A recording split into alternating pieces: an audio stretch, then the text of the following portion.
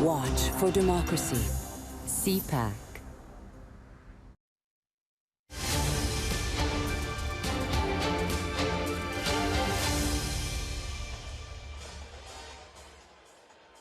Hello, everyone. I'm Michael Serapio. Thank you for joining us here in CPAC as we bring you special coverage this evening of the Liberal Leadership Convention. This is the night after a quick 6-week campaign where Liberals will unveil who will succeed Justin Trudeau as leader of the federal party, whether who it should be, whether it's the two women, two men that are running to replace Justin Trudeau, and soon afterwards will become Prime Minister of this country. So a very big night for Liberals, and certainly a huge night in terms of Canadian politics, the impact that we'll have in the days and weeks and months ahead. And I'm happy to say this evening that I am not alone as we wait for this unveil here in Ottawa. I'm now also joined by Catherine Lafrance. Hello, and thank you for being here with us this evening. Hello, thank you, Michael. Good to be working with you tonight.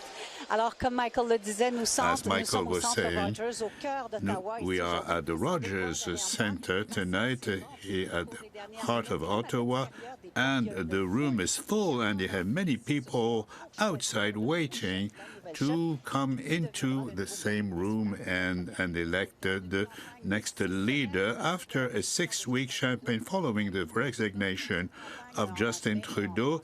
So there will be two commentaries, one in English, one in French. We have 4 candidates, Mark Carney, Chrysler Phelan, Karina Gold, and Frank Bailey's.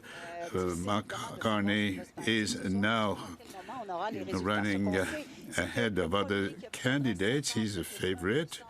And the first one, with 51% of the votes, will be elected.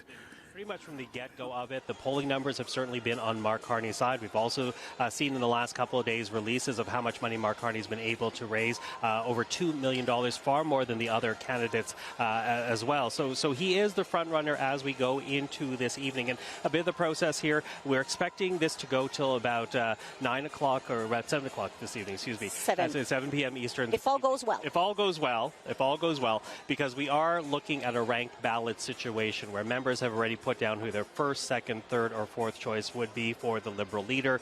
So unlike past conventions where delegates may leave the room to cast a second or a third ballot, that will not be happening this evening.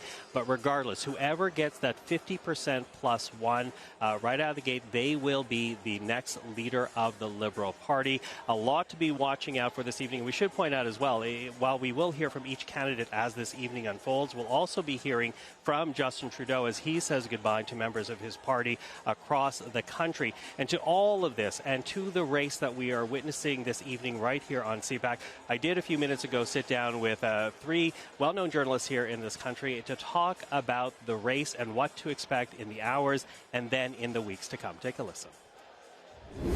Well, we're now joined by Stephanie Levitt, Senior Parliamentary Reporter for the Globe and Mail, Chris Hall, Managing Principal at Navigator, and Nick Taylor-Vassy, Ottawa Bureau Chief at Politico. Hello to the three of you. Hello. Hey, Michael. So listen, we don't know what the result is going to be, but is there any doubt in your mind that, one, it's going to be Mark Carney who wins, since he does have statistically the polls on his side, and is he ready?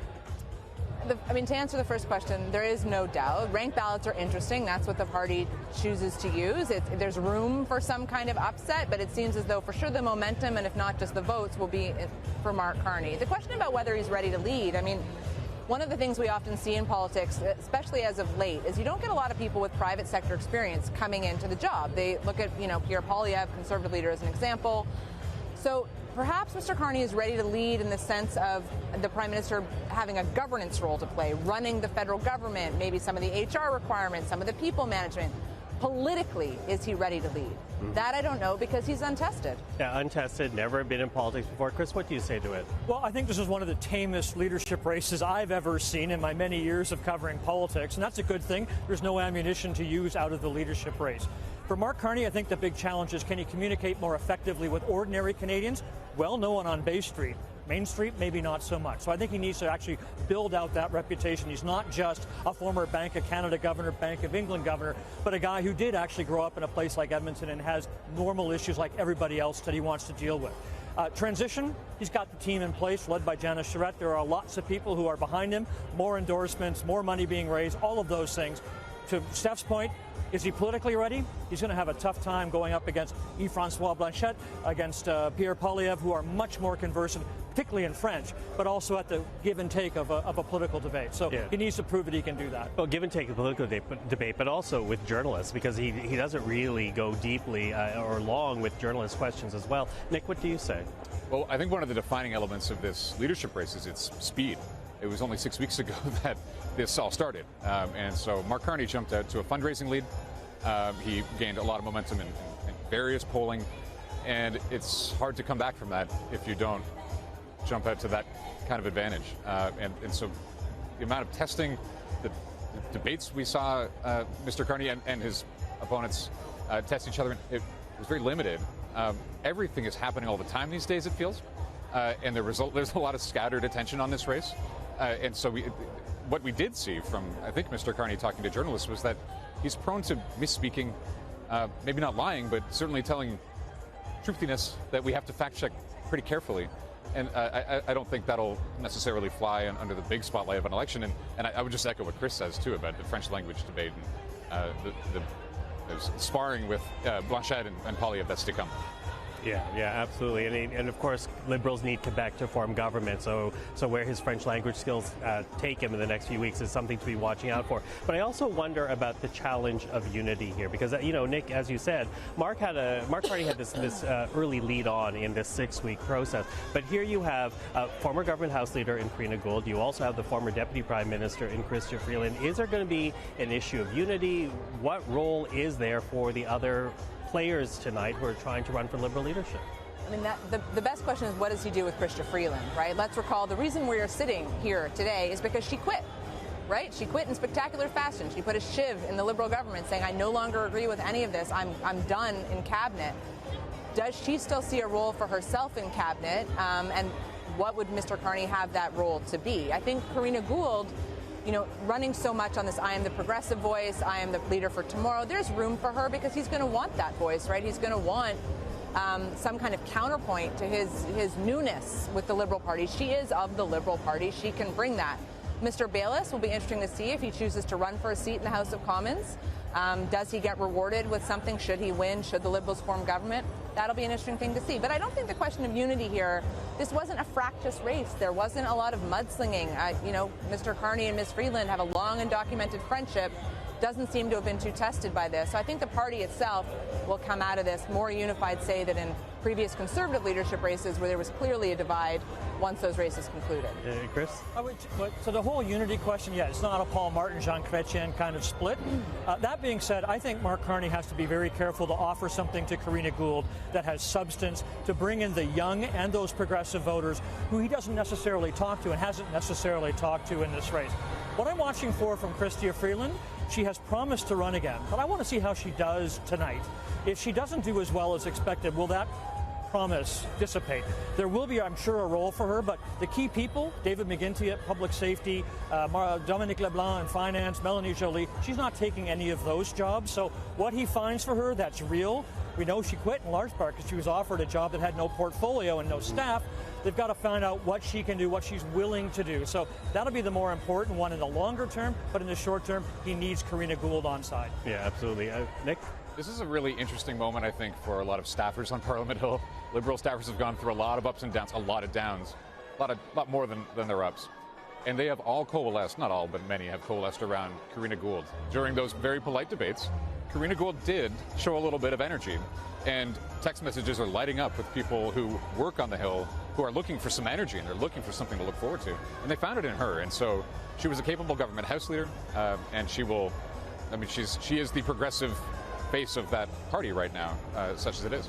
Yeah, such as that is. And, we should also talk about transition because, while Mark Carney is expected to win tonight, or whoever wins tonight, there's still on the Prime Minister in his office. Talk to us about what you're hearing about about transition, how quickly that's going to happen. It seems as though, we're looking at something that's a matter of days. We're not talking weeks. We're, as Chris alluded to, there's a transition team up and running already. We're anticipating a cabinet meeting, a caucus meeting right off the top, perhaps as soon as tomorrow. And, you know, some of the nuts and bolts there about when the winner tonight will be sworn in as prime minister will get hammered out.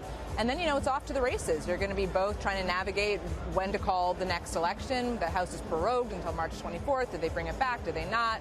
And, of course, looming over all of this is U.S. President Donald Trump. Yeah. He's not bringing Parliament back. There's no way. He doesn't want to give Pierre Poilievre and the Conservatives 2 weeks to blast out ad messages saying he's just like Trudeau. So he'll go as soon as he can. The to-do list, it's long, and the time frame is really short, Michael. Yeah. He has to get that transition going, which he's been meeting for about a week, his people, to make sure that it's as smooth as possible. Has to figure out who's going to be in his cabinet, and then he's got to get himself sworn in as prime minister. So week to 10 days is what I'm hearing. I don't know how quickly you can do these things. Transitions normally take weeks, but they've truncated the period. They've been getting at it early. I'm sure perhaps Chrystia Freeland is doing the same. So, yeah, big to-do list, very short period of time. I think we're in the polls, you know, before March 16th anyways. Yeah, well, and to your point, though, the longer they wait on dropping a writ, the more time the election spending rules do not kick in for Conservatives to run attack ads for people at home wondering about that. Nick, what do you think, or what have you heard, rather, about transition? Well, there are a lot of people in this room who don't know really what tomorrow looks like for them. A lot of people do, but a lot more people don't. And so in the next several days, there's going to be a whole lot of questions asked and then very quickly answered about what their role may be, whether it's in the Prime Minister's office for whatever period of time, on a campaign somewhere in the country, maybe in Ottawa. There's a lot of slots to fill, and a lot of people who I think have renewed energy. And there are some question marks in this room about exactly how it's all going to roll out for them. Yeah, listen, I've only got about 3 minutes, but I do want to ask a question, because as we wait to see who actually will succeed Justin Trudeau, we will see Justin Trudeau here as well this evening, delivering final speech to members of the party before the transition begins. You know, what do you think about in this moment? How do you think Justin Trudeau is going to be remembered by the members of this party? I mean, here's a guy who took a moribund party, revitalized it, breathed new life into it, and created it really in his own image over the course of his tenure as leader. And I mean that everything from the nuts and bolts of the party, revitalizing its data, putting new spin on some of its energy, giving it a more youthful flair. Also policy, really moving it from sort of a centrist kind of party, much more center-left. For a lot of Liberals in this room, ironically, that's not necessarily who they're going to choose as their leader tonight. But I think that's it. It's taking a party that everybody thought was dead and was never going to win again and showing that it could be done. Chris? I look at prime ministers' legacies 20 years down the road. How many things that they did are still with us? So we look at O'Brien Mulroney with the GST and free trade. Pretty substantial changes to the landscape of Canada's policy. I think Justin Trudeau on Indigenous issues, on childcare, on the child tax credit, those are things that will endure, and I suspect that tonight there'll be a lot of warm feelings for him. It's a difficult choice. He did not want to leave under these circumstances and under these terms, but I think he's accepted it with grace. So last week he's actually shone, I think, at some of the things that he's done around talking about Donald Trump. That is the big challenge for Mark Carney, and I think the thing that Justin Trudeau has left him is at least a solid foundation of continue with our own counter tariffs, play hardball with Donald Trump, protect the Canadian economy. Mm-hmm. Last word to you, Nick. I think the short-term legacy, I agree with about the long-term legacy. I think the short-term legacy depends a lot on what happens next for the Liberal Party. Because a lot of people in this room are talking about how this was such a short campaign because of Justin Trudeau. This was a campaign amid a trade war, amid so many complicating factors.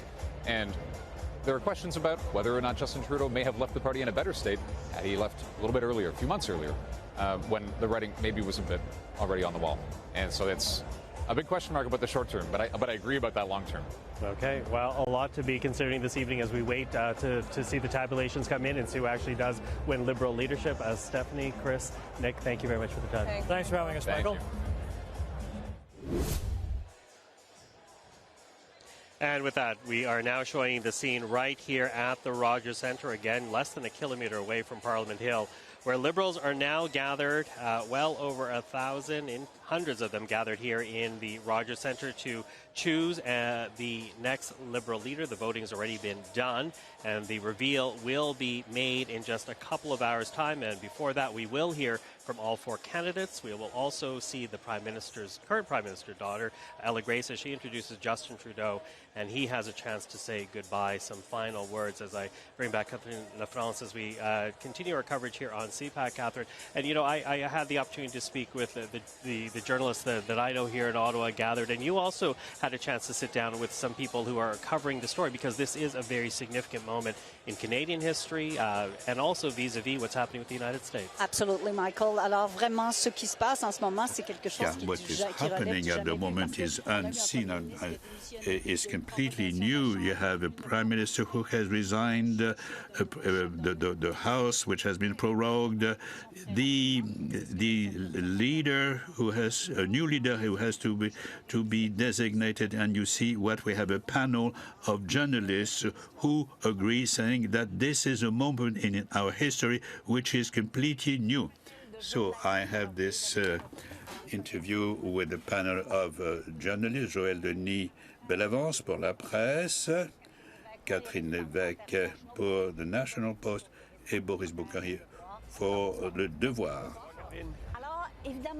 Yes, so first thing that I'd like to ask you is about the very particular circumstances, because a leader for the party, a prime minister, that person will be selected as the House of Commons is prorogued, and in the backdrop you have a trade war. So, and if he's elected, Mark Carney is a new politician, he has no political experience. If Carney wins, it will be like John Connor in 1984, who became leader of the party and prime minister. He didn't have a seat in the House. And this is the only comparison that can be made. And at the time, Mr. Turner had dropped the writs, and there had been a very early election, and then he lost. So, and that had taken place on September the 4th. So if Mr. Carney wins, he will try to hold election as quickly as possible in order to have a kind of springboard. So he will need a broader base for support. I think he will be forced, even more forced, to perhaps to designate a new cabinet, but then drop the writs. Yes, Catherine. As you said, he hasn't been elected, so if we go back to the House of Commons at the end of the prorogation on March 24, that will open the way for the Conservatives to attack Mark Carney. So there will be a quick election between the 19th and the 23rd of March in order to trigger the elections, to drop the writs, and very quickly. And of course, there is, as a backdrop, the tariff war, but we need in government somebody who is really with both hands at the helm and who can fight, and who will be here guaranteed for the next few years. So if Mr. Carney is elected, what will happen? Boris, do you think that the next leader should absolutely trigger elections very quickly? Yes, it has been very well summarized by my colleagues. Canadians are in a particular mood, very special mood at the moment because of Donald Trump's threats. So everybody is now united behind the flag, and U.S. products are being boycotted left and right. And there's a feeling of patriotism which is very, very strong. And I believe that voters are angry, they're indignant, and because of what is happening, and they think that Canada is threatened, and so that puts them in a very particular mood.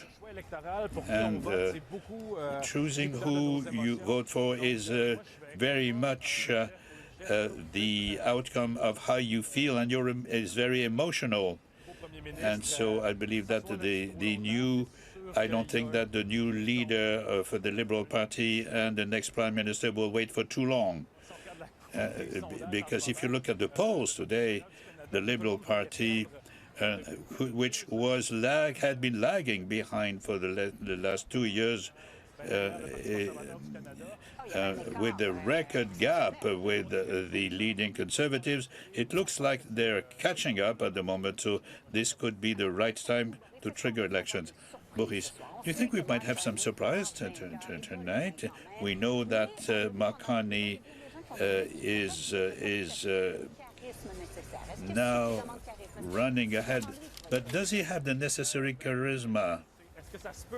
Well, of course we could have some surprises, because tonight voters are the registered Liberals, so everybody was in these ranks can vote, and so we never know what their preferences could lead to. Remember Stéphane Dion, who was the second choice of candidates which had been eliminated at the first and the second round, and also Chrystia Freeland, who in the wings keeps saying that everything is possible given the more particular weighing of the number of votes per riding. So, and she's counting on that. Catherine, do you think it's going to be Mr. Carney, or will there be some kind of an unexpected result? Well, it would have to be a real change, sea change amongst the voters, because look at how much money he's been able to collect we heard 2 million, but in fact he has been collecting $4.5 million in a few weeks, and he has a lot of support amongst the caucus members, and so Mark Carney in the polls would definitely, it seems, be the leader who might beat Pierre Poilievre. Now, who will be number two? If Carney wins, we might have surprises for number two, because Karina Gold has performed very well during the debates, and so we'll have to look at the number two. Joël Denis, who will be number two? Well, the audience and the people were not really following feverishly the leadership race. So still, I see three winners. Let me explain. The winner in numbers will be Mark Carney. Now, regarding ideas on the table, Chrystia Freeland is the clear winner, and the third one is Karina Gold, because she won the debates. So I see three winners in the following order: Carney, Freeland, and Gold. Now, who will be able to mobilize his or her voters?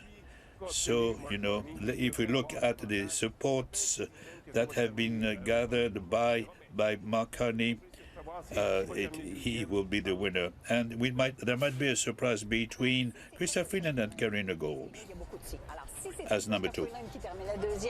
If Chrystia Freeland is number two, and if Carney wins the election, what is her future?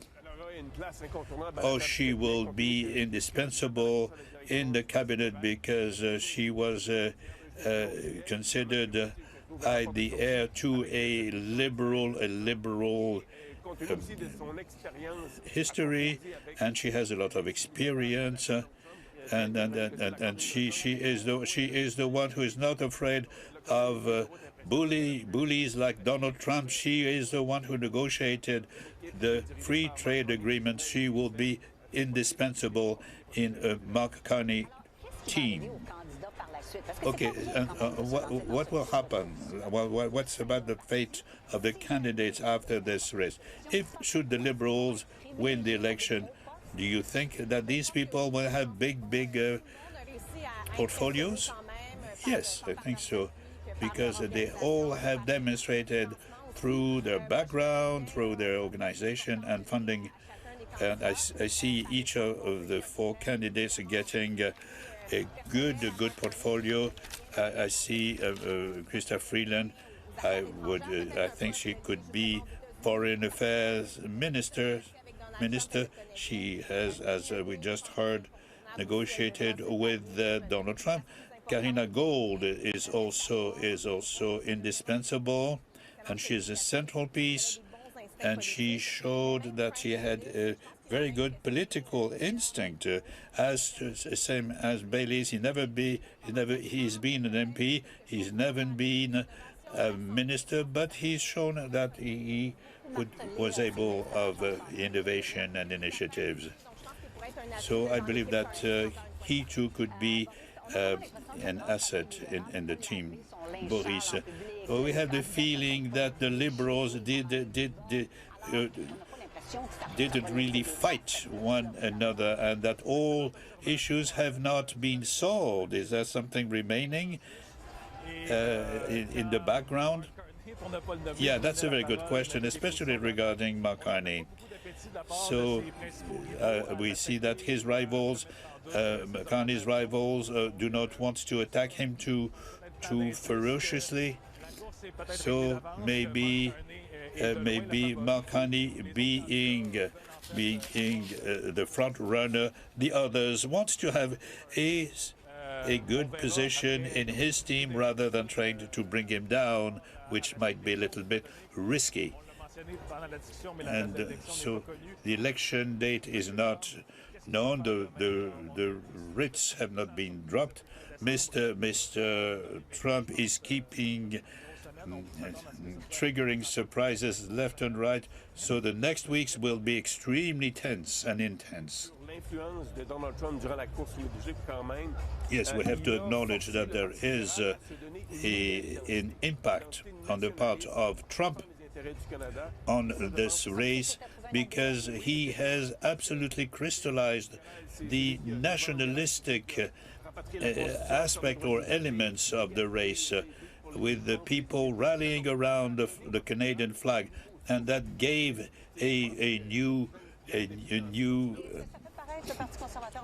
energy to it. Has energized the Liberal Party, and it gave it a new wind. And so Trump's impact on the whole of the political scene in Canada, or landscape in Canada, is that the people are now finding scores of new solutions. They're innovating. He has stimulated Canada, definitely.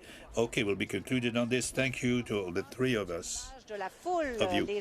So here you see the crowd, many activists here in Ottawa, and of course we won't have any results until 7 p.m. So we know that Mark Carney is the front runner in this race, and who will be second and who will be third. So that could be decisive for the future of these people and for the future of the party. Will Ms. Freeland be in number 2? Because she has, in a way, she has perhaps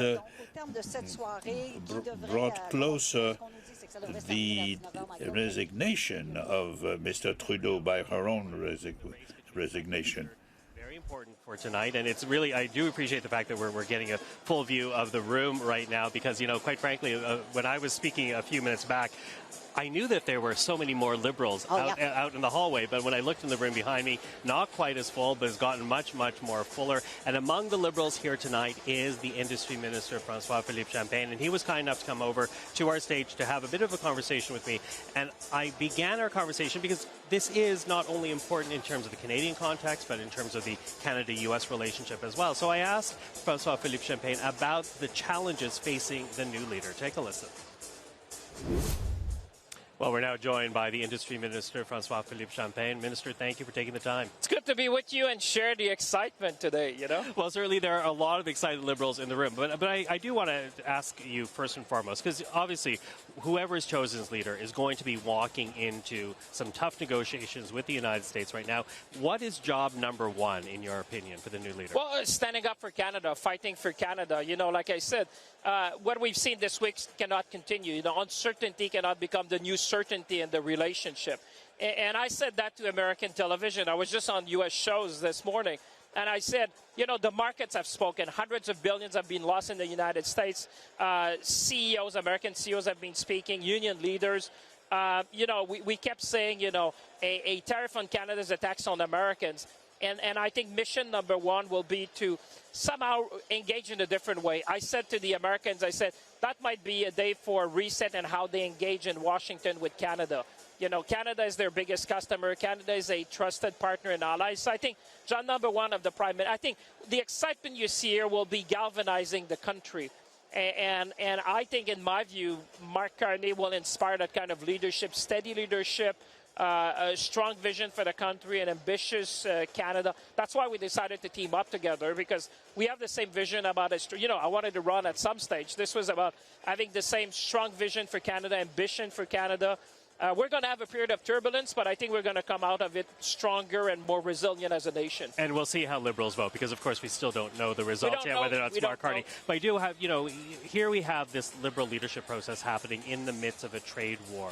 How problematic is that the top job in this country is being decided right now when jobs, thousands of them across the country, are on the line? Well, you don't choose your moments. This is not something we chose. This is something that the U.S. administration has been imposing on Canada. You cannot let that not allow our own democratic process to go forward. So I would say that, we're going to know, like you said, in a few hours who's going to lead the Liberal Party of Canada. There'll be an election. I wish for a strong mandate, because in times like that, you buckle up and you trust the pilots. I mean, that's what I see. I've never walked in Pearson where people giving me a high five and say, keep up the fight, we're with you, we're going to stand with you. We're going to unite the country in a way that has never been seen before. I see, for me, the best is yet to come for Canada. We're going to come out stronger. We're going to do our processes as we should. This process went very well. I think it's a model how we do democracy in Canada and inspire others. But I'm very bullish on Canada. I think this is our moment. We've stood up to the Americans in a way that we've never seen before. So I think I think Canadians feel proud of their country. And you're here, Prime Minister Chrétien. I've seen his speech. Trust me, this is going to be something to watch. And we will be hearing Prime Minister Chrétien tonight. Although, you're very bullish on Canada, as you say, bullish on Mark Carney. I do wonder, though, because Mark Carney, you're very comfortable in front of the media. Mark Carney is not proven to be as comfortable in the media. You're talking about a strong mandate from the Canadian voters, but are you concerned that's not going to happen if Mark Carney does not get more comfortable answering questions in front of the camera? Well, I would say what Canadians are looking for now is authenticity. I have my style, he has his style, everyone has their own style, and I think we need to respect that.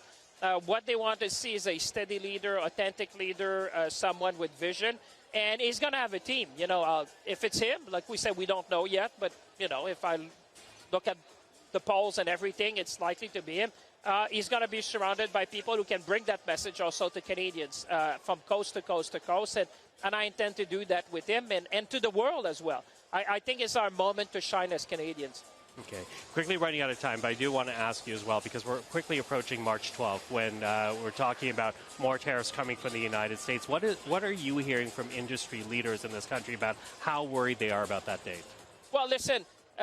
We've seen something unbelievable this week. We started with tariff, then little tariff, then some tariff, then an exemption, then Mexico, then dairy. I mean, you can just not manage an economy or an industry like that. So I think people have seen the last week, and if it's of any, if it can be informative, people are holding their breath, because, one thing we've learned with this administration is that things change by the hour. And we apologize for cutting in on the minister there, but we do want to show you what's happening on the floor, because the program is now underway here at the Rogers Centre in downtown Ottawa. The Liberal Leadership Convention now underway as Frank Baylis, one of the 4 candidates, asking for the votes of his party, is now making his way into the Rogers Centre. Let us see and listen to the event as it unfolds.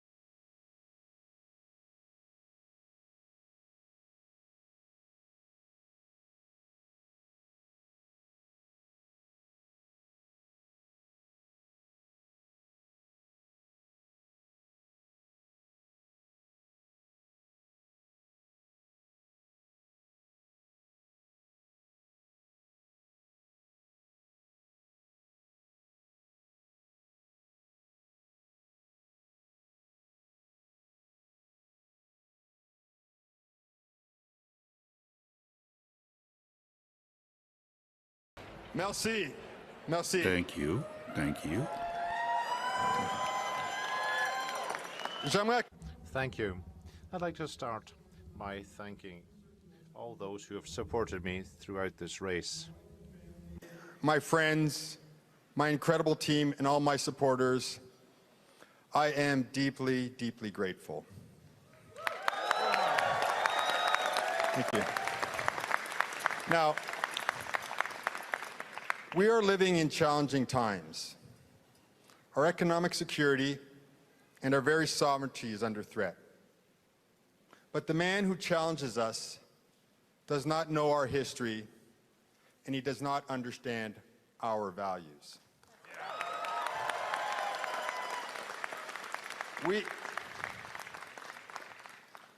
We are builders who stitched this country together with a railroad. We are fighters who have stood up against tyranny all around the world. Yet at the same time, we're also peacekeepers who have come to the aid of others in their time of need. Nous sommes une nation distincte. We're a distinct nation with French throughout the country, focused on Quebec. And above all, people who put in place a social safety net and a healthcare system to look after all of our citizens. So this is who we are. We are builders. We are fighters. We are peacekeepers. Nous sommes une nation dotée. We're a nation with a rich cultural identity. Compassionate people.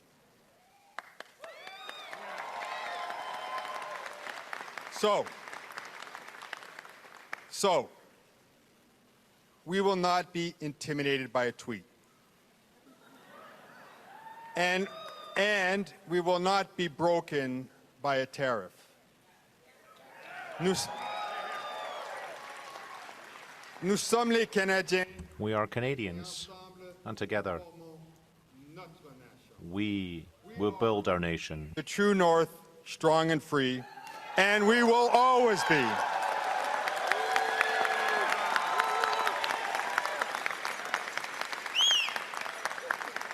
Tonight, as we choose our next leader, regardless who that is, let us go forward together into our future with confidence and optimism. Merci. Merci tout le monde. Merci, merci. Thank you, everyone. Thank you.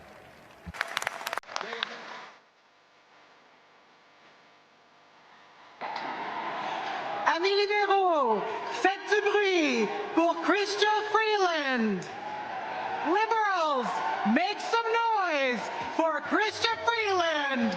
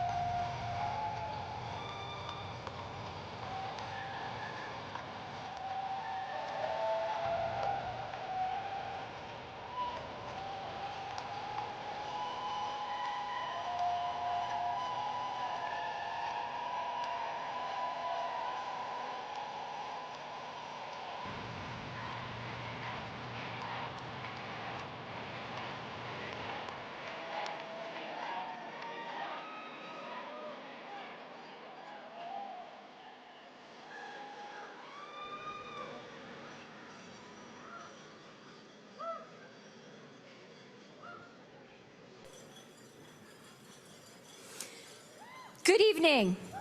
Bonsoir. I want to start by thanking the amazing people who have volunteered on my campaign and donated to my campaign. Merci beaucoup. Je vous apprécie. Thank you very much. Thank you so much for all your help. Et je sais. And I know that we all want to thank the Prime Minister Justin Trudeau this evening as well. There is a remarkable wave of patriotism across our country. Canadians are ready to stand for Canada. Canadians are ready to fight for Canada. And I know all of us have one message for Donald Trump tonight. Canada will never be the 51st state.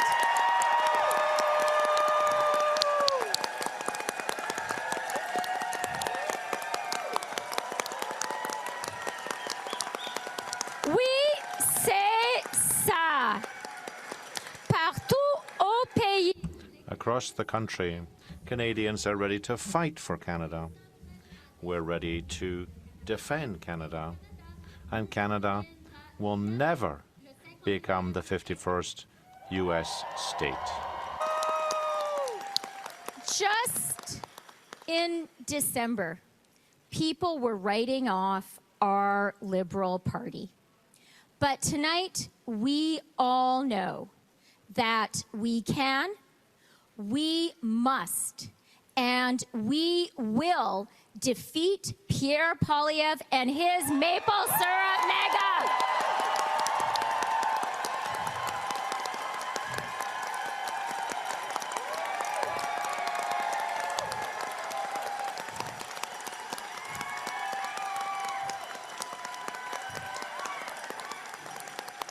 Oui, on va gagner. We are going to win. The Liberal Party is the party that has always fought for Canada, and together we will win. Vive le Canada! Long live Canada.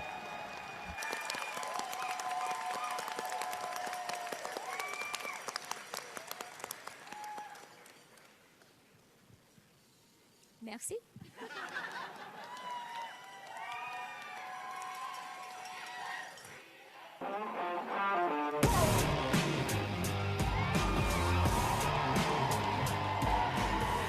Let's get loud for Karina Gould. Faisons du bruit pour Karina Gould.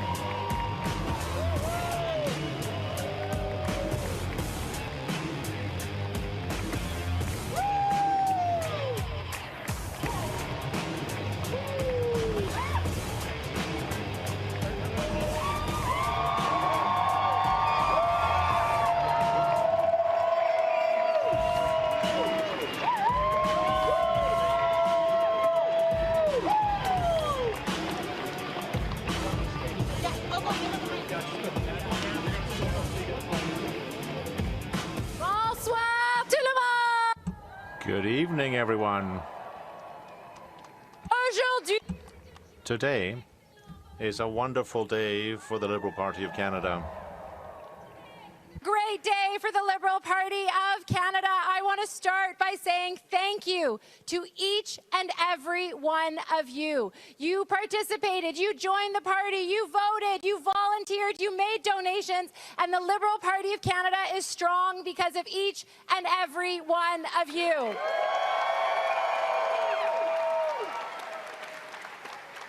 C'est quoi le Parti libéral?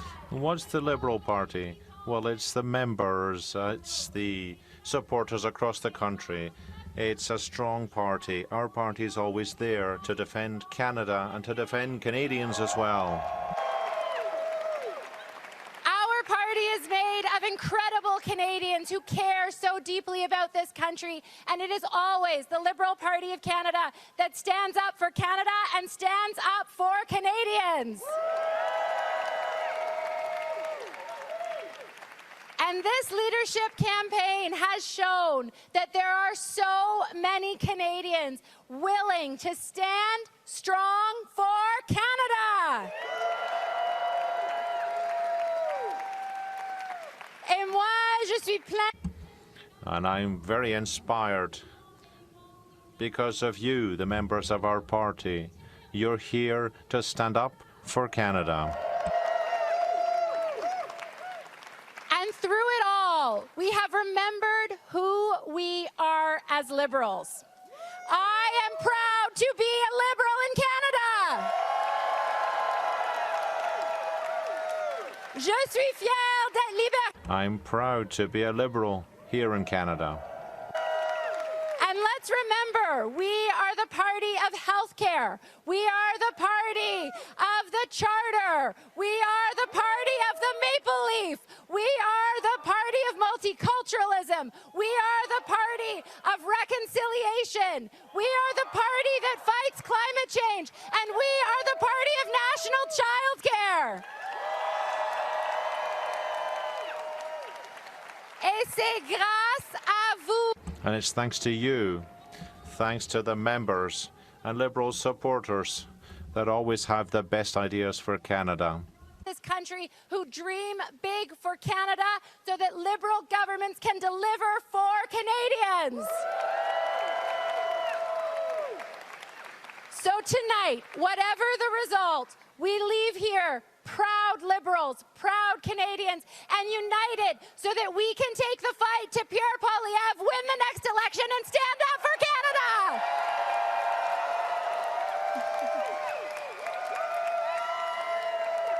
Merci tout le monde!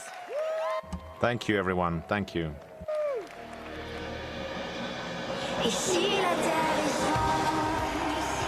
Amis libéraux, veuillez accueillir notre dernier candidat, Mark Carney. Liberals, please welcome our final candidate, Mark Carney.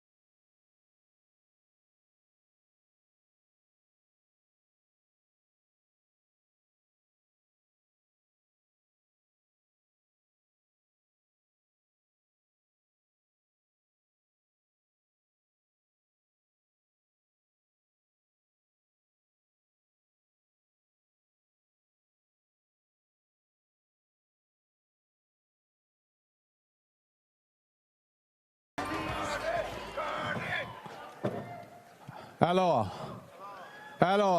All right. Hello, everyone.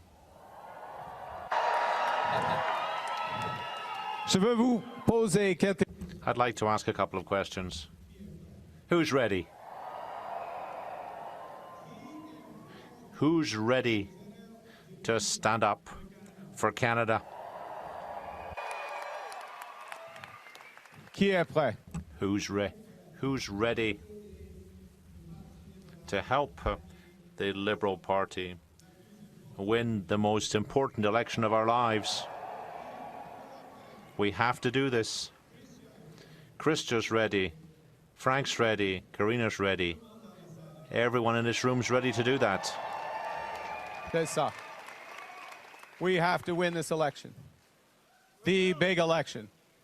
And we will stand shoulder to shoulder together to do it. Because the stakes have never been higher. You have just heard from my colleagues what we stand for as the Liberal Party. The Charter, health care, child care, opportunity. We have made this the greatest country in the world, and now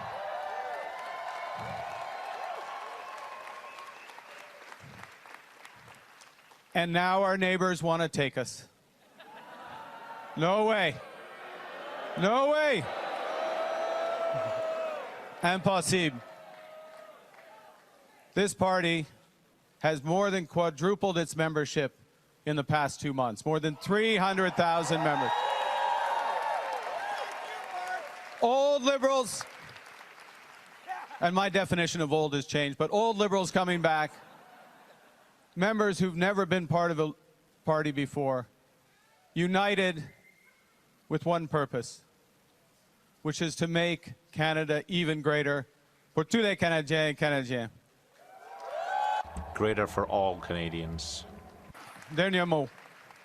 Whatever the result tonight, I'll be proud to stand shoulder to shoulder with my collègue candidat, working with you, with Liberal volunteers across this country in service of Canadians. Merci tout le monde. À bientôt. Vive le Canada. Thank you and long live Canada. Amis libéraux, faites du bruit pour nos 4 candidats à la chefferie. Veuillez accueillir Claudette Commanda, qui prononcera la déclaration de reconnaissance territoriale. Liberals, make some noise for our 4 leadership candidates. Please welcome Claudette Commanda to deliver the land acknowledgement. Kwe kakina. Kwe kakina. Bonjour tout le monde. Hello, everyone. Canada.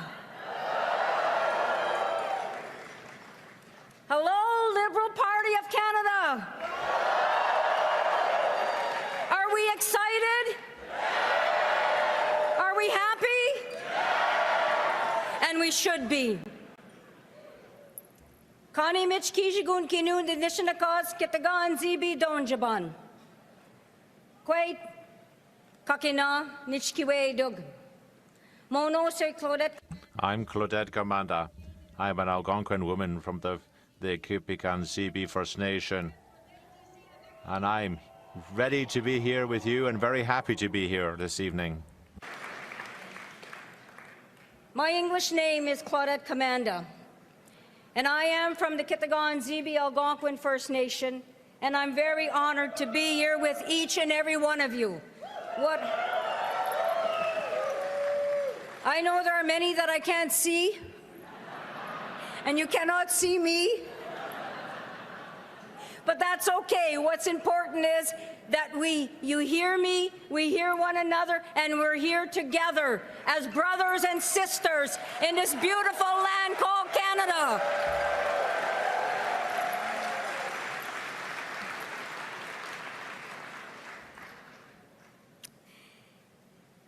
Greetings, distinguished guests, leaders, community members, citizens of Canada, and to the candidates. Welcome to this beautiful traditional homeland of the Algonquin and Anishinaabe people. Welcome. Welcome.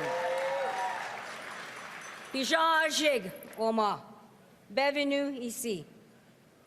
The land of the Anishinaabe ancestors since time immemorial, the land of our people today and tomorrow. I respect and honor the first and original ancestors of this land, the Anishinaabe ancestors whom I come from and whom I'm very proud of.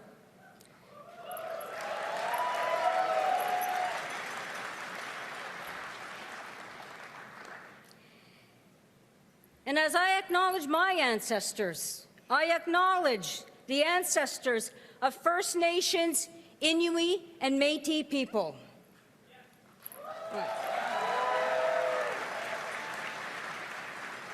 And ladies and gentlemen, no matter where we come from, no matter our political stripes, no matter our title, each and every one of you, I honor and acknowledge your ancestors, because we are all together, all together.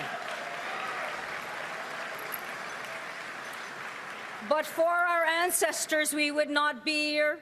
And as we embark on a new journey starting today, with principles of yesterday, with love and kindness and respect for one another, and learning from the wisdom of past leaders, elders, and community members, this journey will be one that will be filled with love and respect and kindness.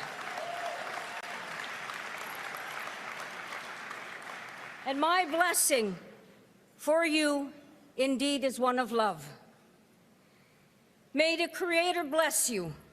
Miigwej gijimina do kichimigwej kinakego. Kichimigwej onje nichkiwe do gikwe waga shishinininiwag. And may the Creator bless you with a good heart, good health, strength, and guidance. Let us show kindness and respect for one another as peers, as colleagues, and leaders. Let us embrace the spirit and intent of community, because that's who you need to be, and that's who we are, community, community. Let us embrace the spirit of love for one another and to one another.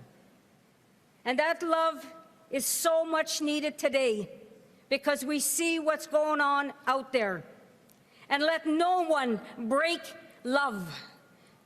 People want to be negative, let them be negative. It belongs to them. For love belongs to us, is what's important.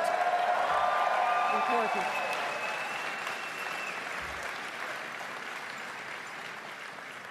And I leave you with these closing words. Love is the strength of the land.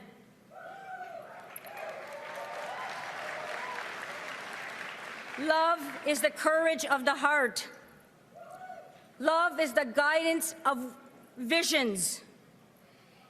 And love is the future for all our children. All our children. All our children.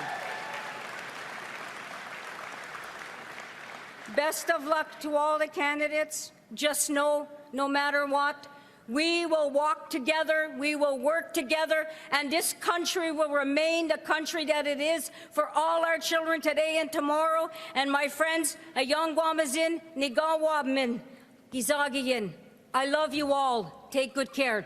Best of luck.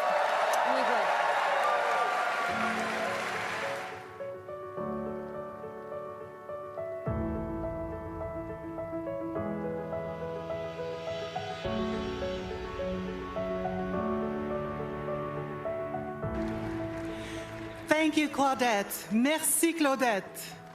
Liberals, please welcome Miss McLeod, and please rise for the singing of O Canada. Amis libéraux, veuillez accueillir Miss McLeod et vous lever pour entonner O Canada. I encourage you all to sing along with me. O Canada, our home and native land, true patriot love in all of us command. car ton bras sait porter l'épée, il sait porter la croix. Ton histoire est une épopée des plus brillants exploits.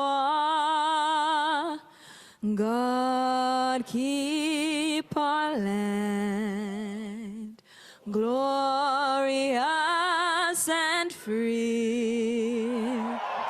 Oh, Canada, we stand on guard.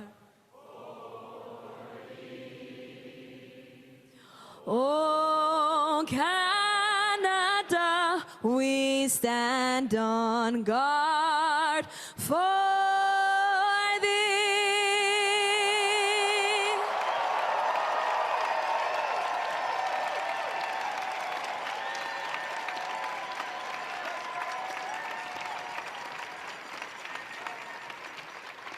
We'll begin with the much anticipated launch of Justin Trudeau's bid to lead the federal Liberal Party.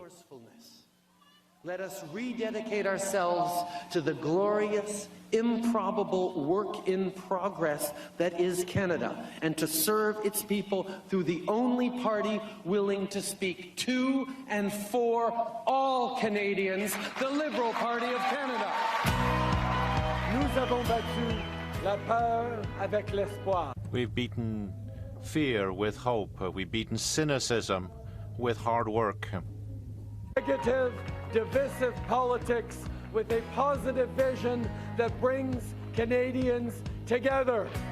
On a fait tout ce qu'on peut pour améliorer. We've done everything we could to improve people's lives, and this is what we'll continue to do over the next few years. You're sending us to Ottawa with a clear mandate. Continue to move our country forward. I heard you. You don't want to talk about politics and elections anymore.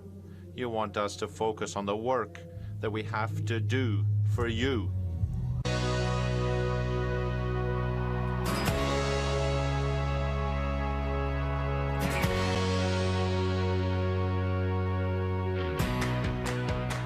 My friends, tonight I think of something Prime Minister Wilfrid Laurier said as his generation was at the dawn of a new century.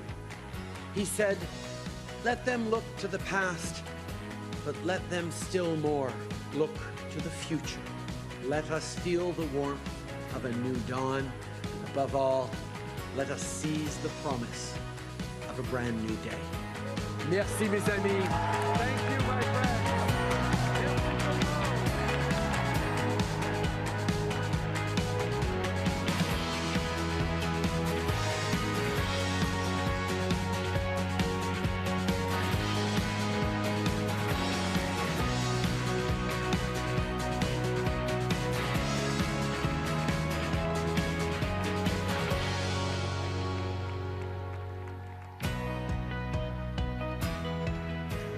Liberals, please welcome Ella Grace Trudeau. Amis libéraux, veuillez accueillir Ella Grace Trudeau.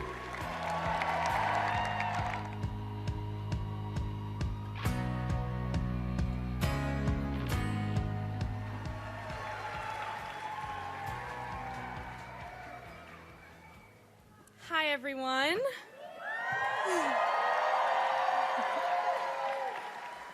I've come here to talk to you about your Prime Minister, your leader, but to me, it's just Dad. Je crois qu'on sait tous que... I think we all know that being a Prime Minister is not the easiest job in the world. Long days of work, stress, media attention. Not that easy to be the kid of a Prime Minister either. I've been trying hard to live the life of a normal teenager, but I think you can imagine it's not that simple of a task. La sécurité, les règles. Security, rules, drama have all stopped me feeling free over the past few years. The number of times who spoke to me about him as if he wasn't my father. So that led me to doubt the integrity of some people. conversations with my dad about the difficult situations I've lived through, and he never failed to make me feel better. He listened, and more than that, I knew he heard me, he understood me, because he lived through all that. The only difference is that back then there was no social media. Imagine constantly seeing your dad or even news about him as you scroll through your feed. I gotta say, I'm looking forward to seeing more of him at home and less of him online.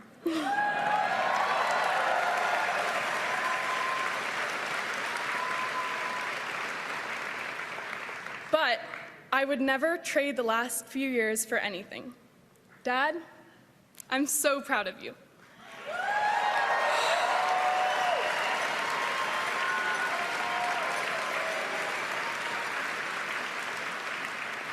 I'm so proud to have seen you fight for our country, for what you believe in, for what we, in this room, believe in. Fier de t'avoir vu. Fier de t'avoir. Proud to have seen you fight for those in need.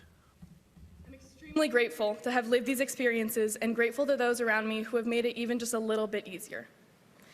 Je suis tellement chanceuse d'avoir pu vivre. I'm so lucky to have been able to experience so much, to meet so many extraordinary people, to see so many beautiful things and places. Memories I've made, it be at Harrington Lake, on official trips, or even just at home. And I'm really looking forward to making some new memories of a different kind.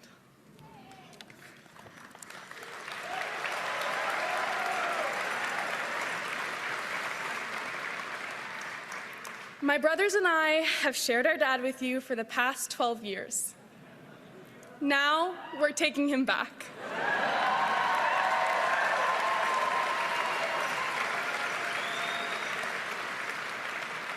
But before we do, I guess you can have him one last time. Please welcome your Prime Minister, my dad, Justin Trudeau.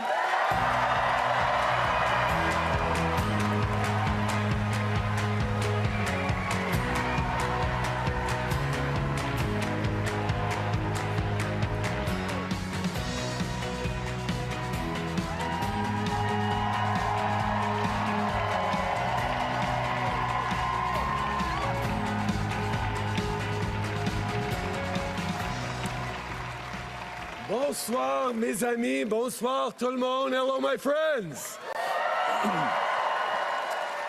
You know, as I look out across this room, I have just one question. How's the Liberal Party doing tonight?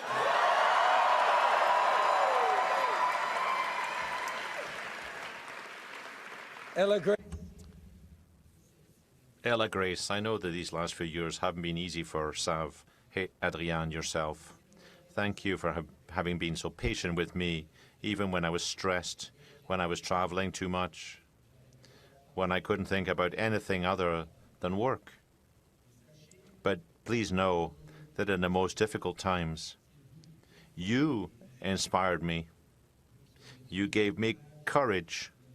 You reminded me that I should focus on what was really important and not what was just urgent. Being Prime Minister of this country has been the honor of my life, but I'm so looking forward to redevoting myself to my most important role, that of father. I'm proud of the three of you, and I love you above all. Now, sit down. Now, I can imagine that you're all expecting me to stand up and talk about all that we've accomplished together. And don't get me wrong, I am damn proud of what we've done over these past 10 years for the middle class and people working hard to join it. But tonight is about our future as a party, as a country. Now, I know that we as Liberals, as a government, often get criticized by our friends for not taking a victory lap after we get something big done. We do something really big, and then we move on right away to the next challenge. Because as progressives, as Liberals, we know there is always more to do. So it is important to take the time to reflect on and share the big successes. But not tonight. Not tonight, because when Liberals gather, we're always focused on just one thing: the work that still needs to be done to build a country that stays worthy of all Canadians.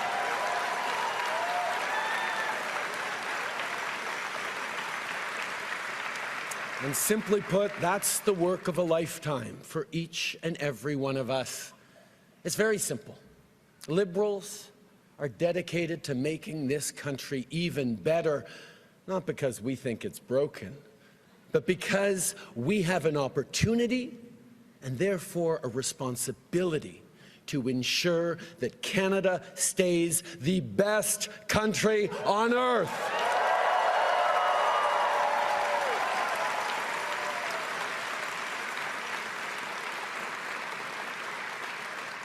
Now, these past 10 years have been challenging. Crisis after crisis has been thrown at Canadians. But through every crisis, Canadians have shown who they are. We've pulled together, we've stood up for each other, and every single time we've emerged even stronger.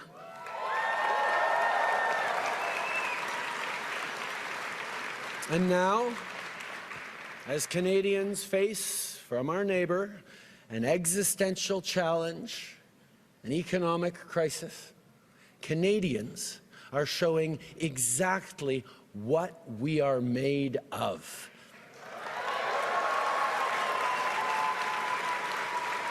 Canadians are showing what it is that makes us Canadians, not by defining ourselves by who we're not, but by proudly embracing who we are.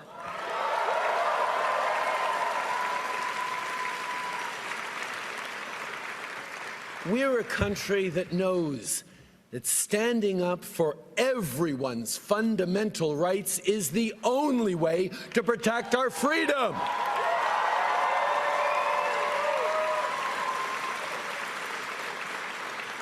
We're a country that believes no one should be left behind and that everyone should have a real and fair shot at success.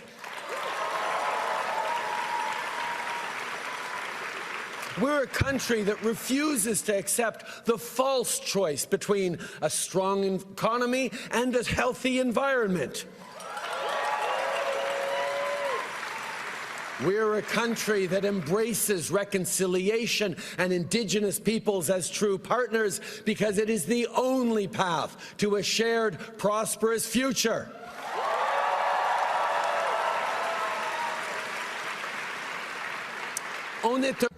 We are a country that promotes its culture and protects its heritage.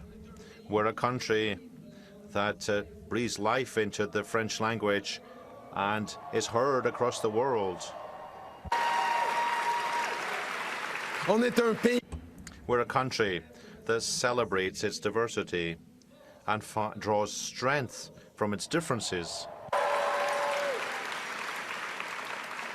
We're a country that celebrates the right of each and every person to be who they want to be, to pray as they pray, and love whom they love.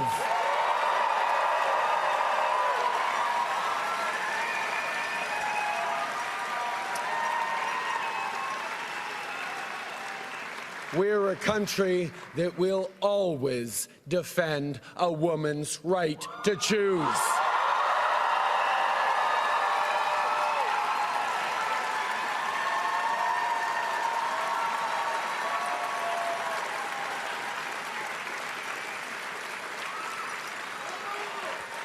And we're a country that will be diplomatic when we can, but fight when we must, elbows up.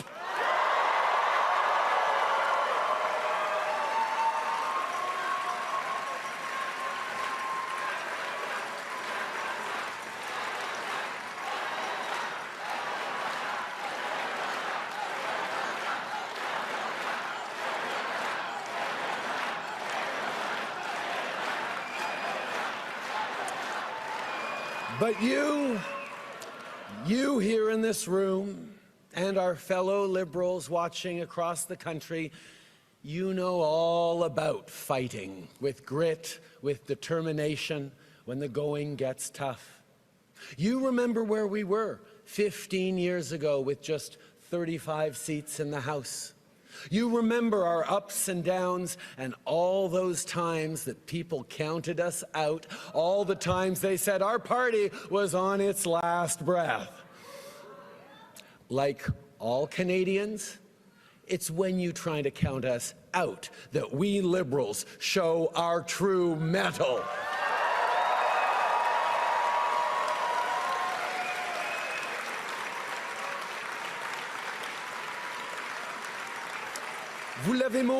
You showed this in 2015, 2019, and again in 2021. You mobilized.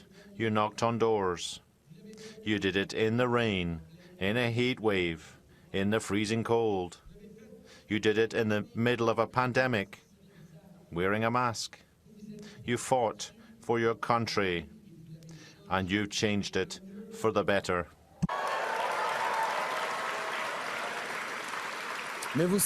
You know, a party is more than just a name, a logo, a leader. It's all about you. You who carry the hopes of Canadians day in, day out. A country is more than a flag and a territory.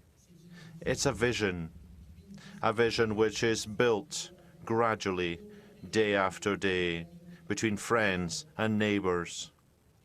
And I'd like to thank all those who have been there to build this vision together. I'm thinking here about my first volunteers 18 years ago, those who have been there since the start. Rennes, Louis-Alexandre, Stavroula, and others, so many others. I'm thinking about the grocery store parking lot in Papineau, when we talk to people to rally them to our cause, to our movement. Also thinking of two friends in particular who've been there with me and for me every step of the way for close to 20 years. The extraordinary Adam Scotty and the unstoppable Katie Telford.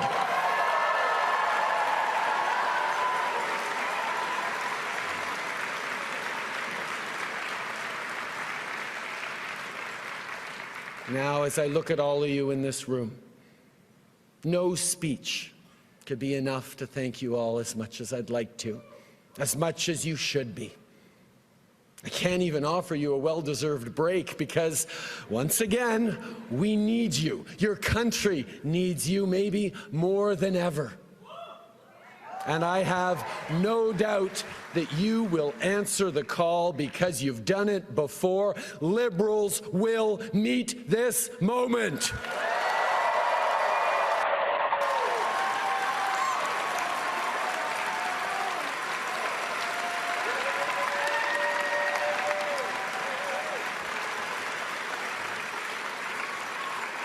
And make no mistake, this is a nation-defining moment. Democracy is not a given. Freedom is not a given. Even Canada is not a given. None of those happen by accident. None of them will continue without effort. It takes courage. It takes sacrifice. It takes hope and hard work.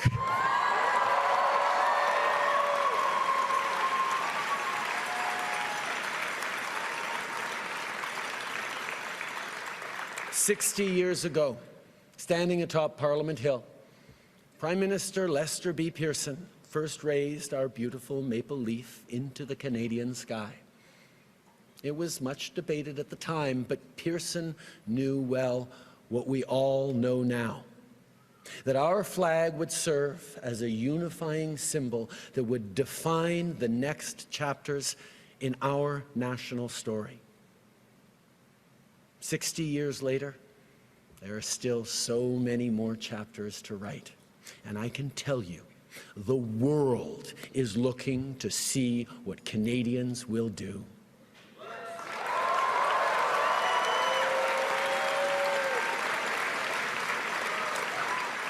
So let us not dwell on all the great things we've achieved over the past 10 years.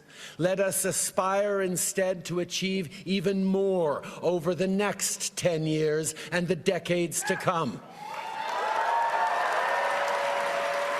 Let us remain steadfast, defiant, and united. And let us not just think about our party, let us prove our love of country.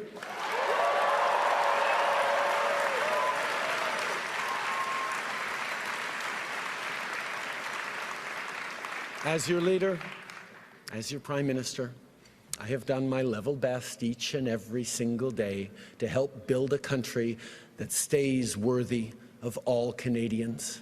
I've done it for Xavier, for Ella Grace and Hadrian.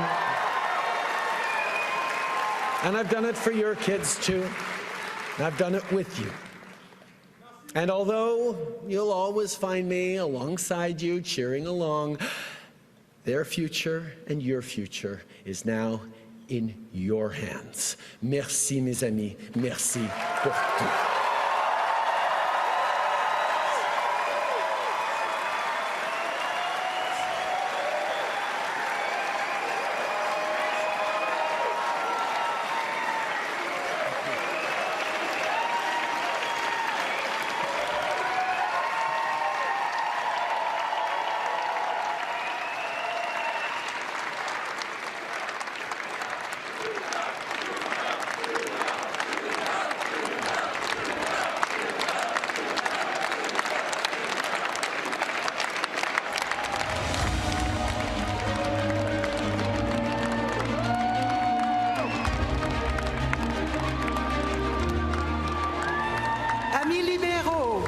Veuillez accueillir le 20e Premier ministre du Canada, Jean Chrétien.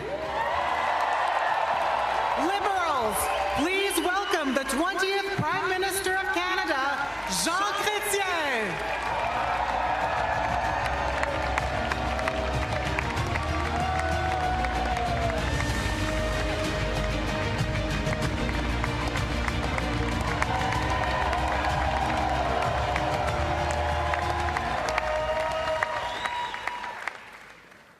Monsieur le Premier ministre Trudeau.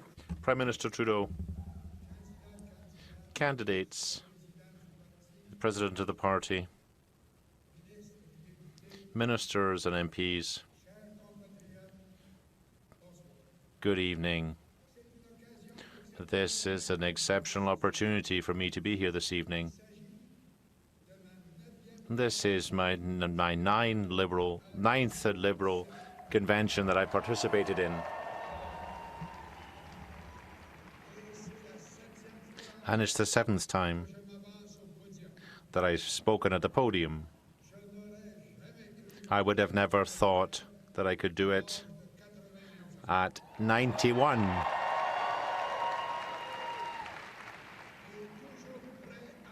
I'm still ready to fight.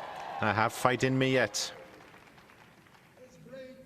So many young people in the room today. It reminds me of my first Liberal convention when I was the president of the Young Liberals at Laval University. In 1958, when Lester Pearson was elected Liberal leader.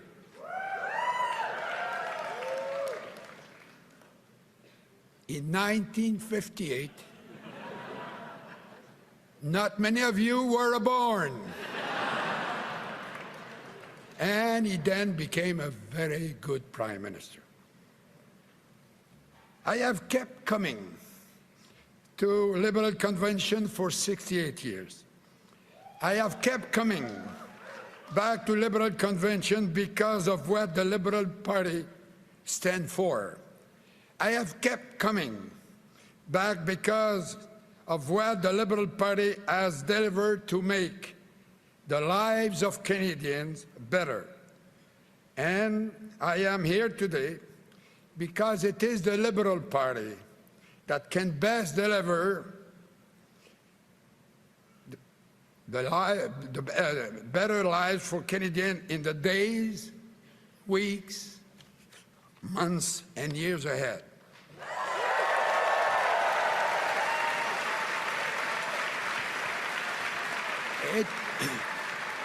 It is the Liberal Party that has given Canadians the Canadian Pension Plan and Medicare,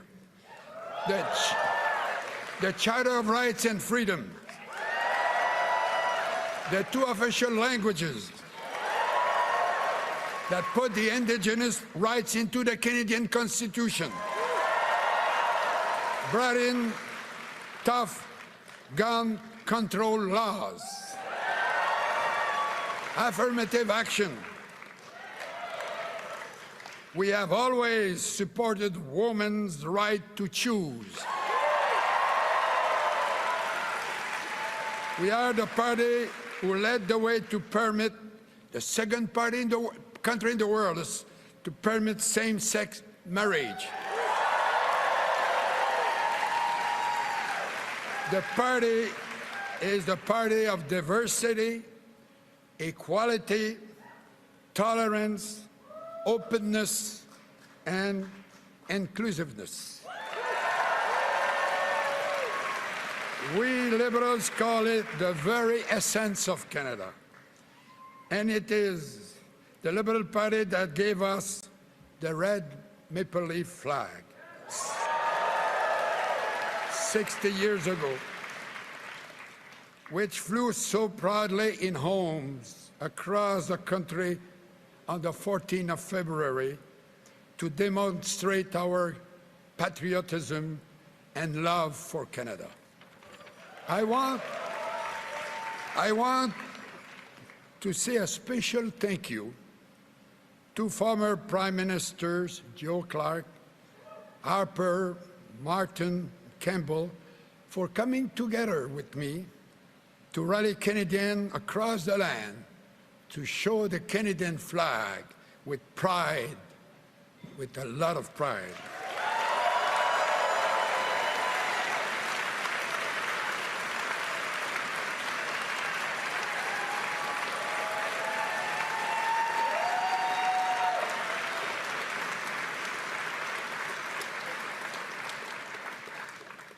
But tonight, I want to pay tribute to Justin Trudeau. I want to pay tribute to him for taking the Liberal Party from third place to government and three successive election victories. I want to pay tribute to what he and his team have accomplished. Canadian Child Benefit, to reduce the poverty for the children in Canada. The $10 child care that opened the labor market to so many women. For the dental plan for low-income Canadians. For all the work they've done on the environment. Ladies and gentlemen, these are Liberal policies. And let's talk about the economic reality of the moment now. Because Canada has done well. This, I'm telling you, as I've said so many times, Canada is not broken.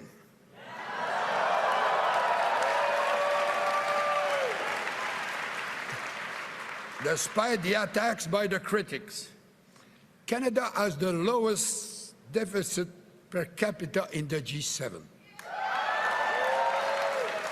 More than 5 times lower than in the United States.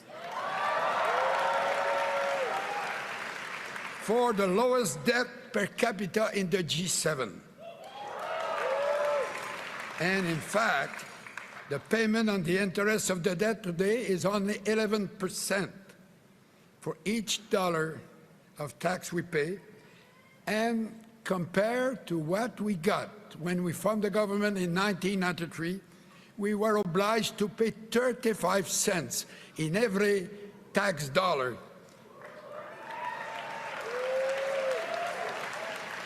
That was a little problem the Tories left to me.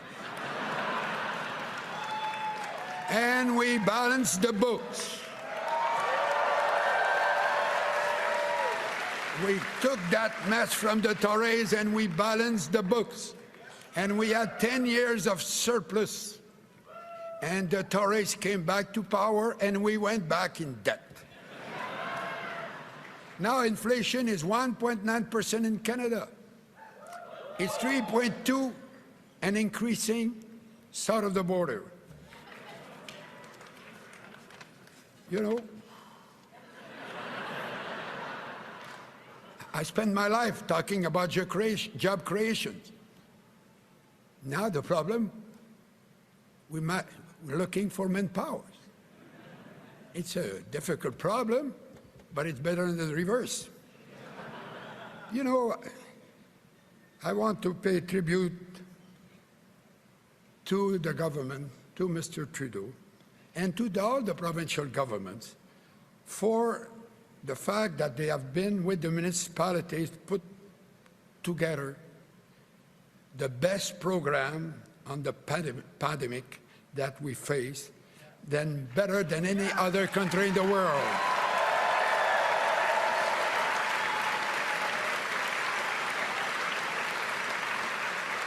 Our death rate was less than half of the United States. Today, as a party, we're choosing a new leader.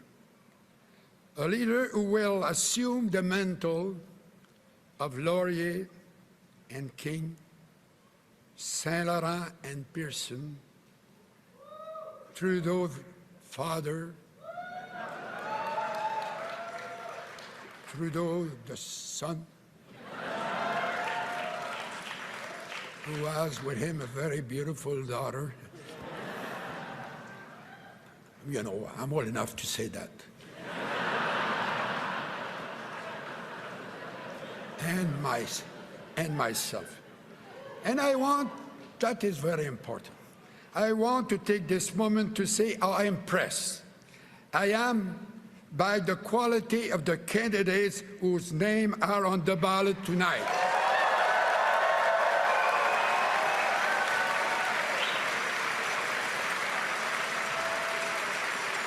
It makes me very, very proud to be a Liberal. Et maintenant, parlons. And now, let's talk about the elephant in the room. The long and fruitful friendship with the Americans, built over decades, which is falling apart before our eyes, and is becoming something which is difficult to name. Mutual respect, trust, reciprocal cooperation, friendship, which have long characterized our relationship, are now giving way to wariness and more open hostility from the Trump administration towards our country. This is something we've never seen, but this is something that Canadians don't understand, and I think the majority of Americans don't understand it either, without mentioning the rest of the planet. Why? Well, why? Historians, journalists, university researchers and experts in international politics are trying to make sense of something that doesn't make sense. Well, in Canada, our elbows are up. We're working together to unite, to deal with this threat, the threat to our economy and our sovereignty. In other words, our very existence as a country. At the beginning of the week, tariffs became a reality, and there will only be losers if you measure it in financial terms alone. But for Canadians, it's more than that. It's more than money that's at stake here. We love our country and our independence. We love who we are because we're unique in the world.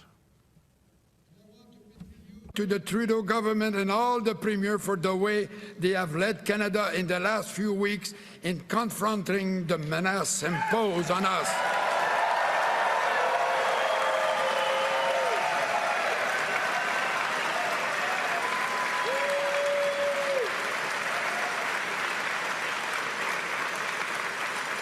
With tariffs completely unjustified. Governments have absolutely right in retaliating as they have, and I congratulate all of them. If it is necessary, the governments altogether can consider going further, anything the Americans where it really hurts, by imposing an export tax on oil, gas, potash, steel, aluminum, and electricity.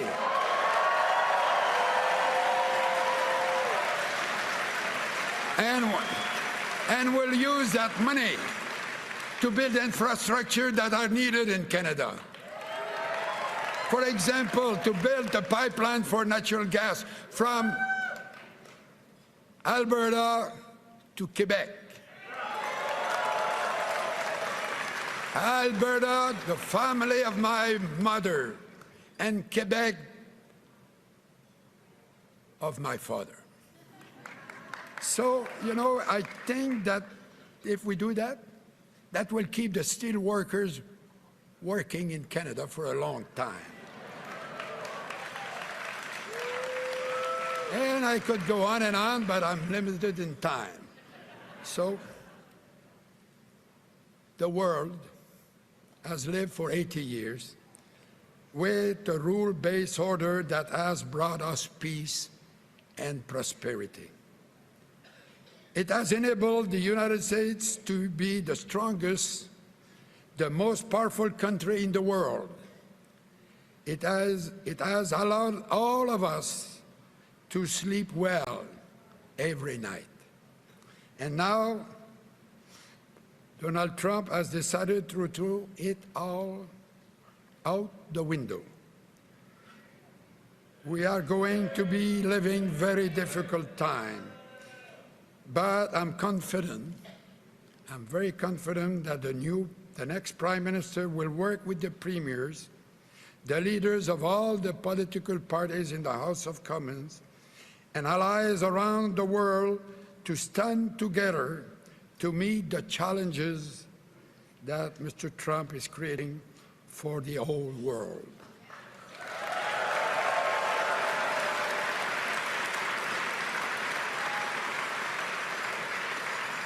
And perhaps, speaking of the President, it is time for a little history lesson for him. Probably does not realize that in 1776, Benjamin Franklin spent a year in Montreal trying to convince the people to join the American Revolution. And he was told by the Francophone, non merci.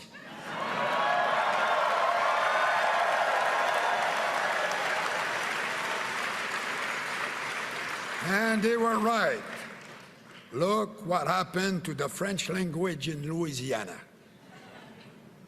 The Loyalists left the USA to come back to Upper Canada and the Atlantic. And the Francophone and Lower Canada, together they built our independent country. During the War of 1812, Americans came to what is known Canada on a mission of conquest. They were defeated by Colonel de Salaberry in what is now Quebec, and by leaders like the great Indigenous chief Tecumseh in what is now Ontario.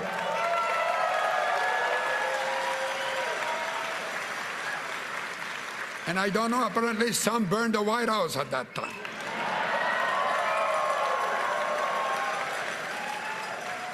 But I'm too old to do it. No, it's a joke.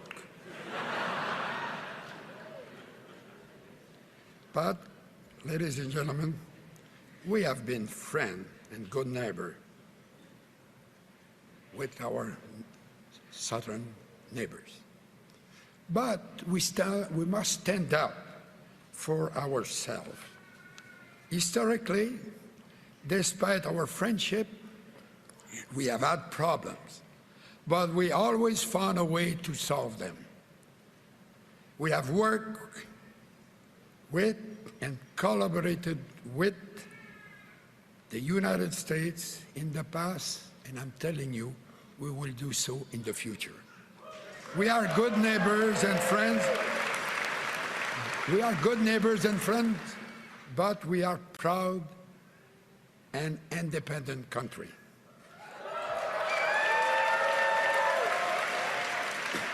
But sometimes one must stand up for Canada.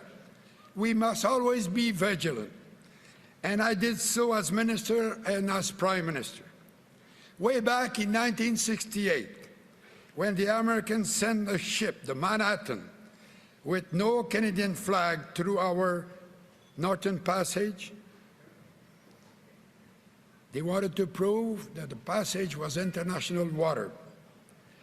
As Minister of Northern Affairs, I flew to Pond Inlet at the northern extremity of Baffinland to confront them. I was on the Louis Saint-Laurent icebreaker. I called the captain. I said I will be there in an hour.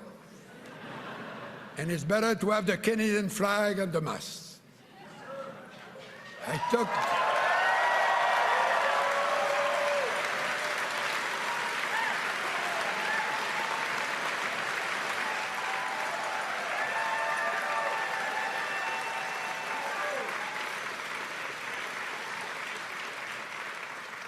When I arrived, there was the Canadian flag at the mast.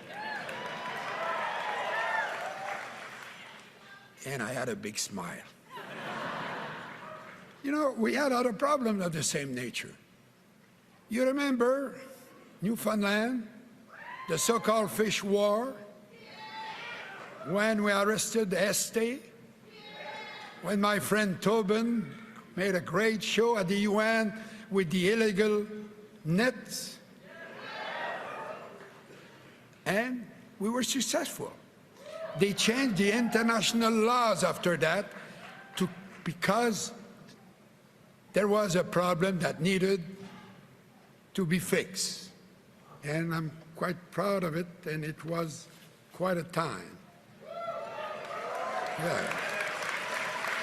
I was traveling in the West. I came back. It was Holy Week.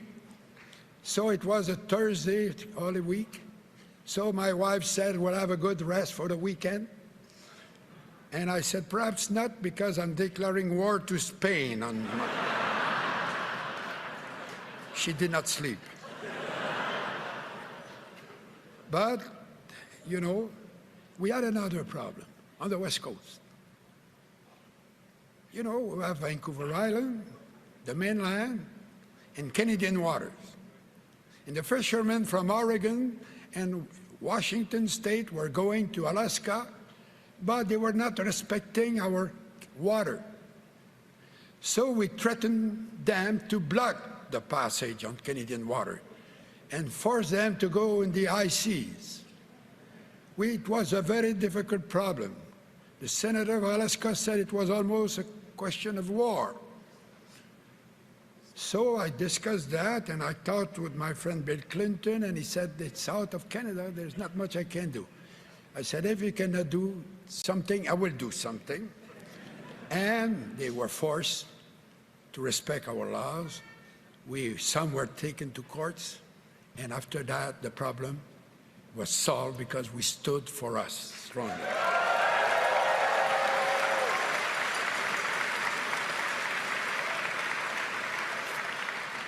But for 8 years, I was a colleague of Bill Clinton, and he would always say that Canada was his best ally, and that I was a very good friend, and we still are very good friends. But we worked together, and we found solutions together. And it's what happened in the future, too. We always been good neighbors with anybody. So I was proud, too, when I was Prime Minister, and I had to say no to the participation in the American invasion of Iraq.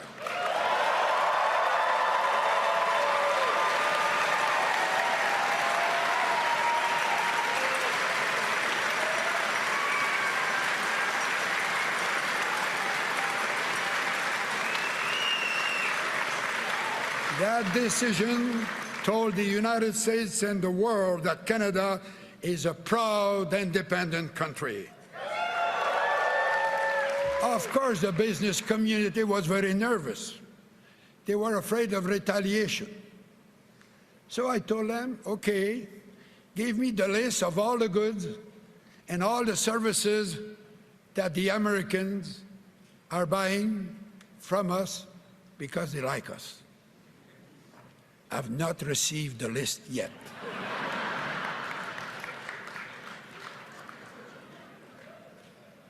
So, you know, we will work in collaboration with them.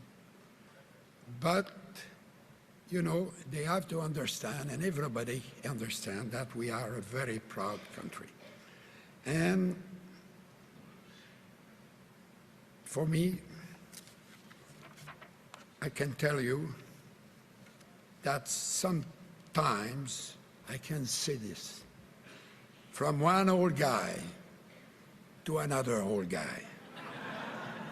Stop this nonsense.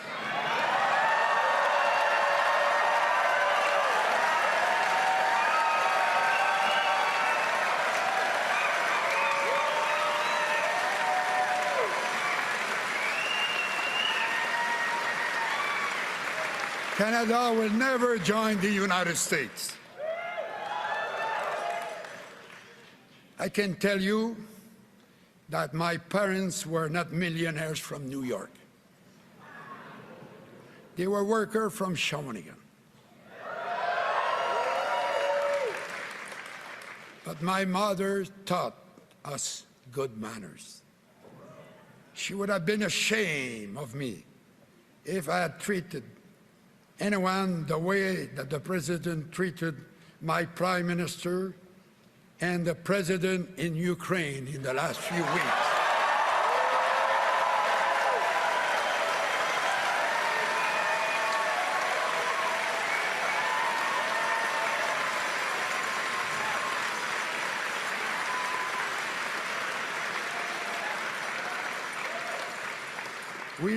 The reason we don't want to become American is because our values as Canadians. We are proud Canadians, and yes, we owe a debt of recognition to Mr. Trump. He has united us as never before.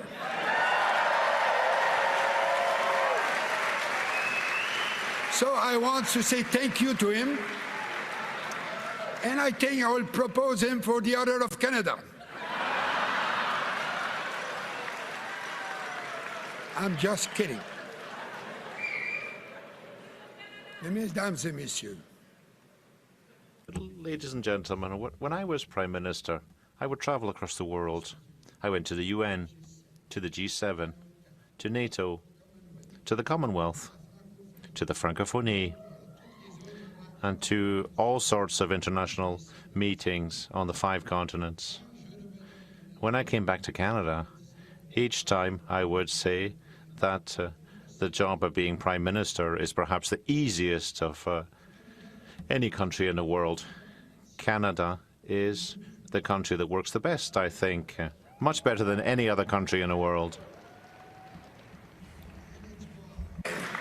There are millions and millions of human beings from all over the world who would like to come and become Canadian citizens.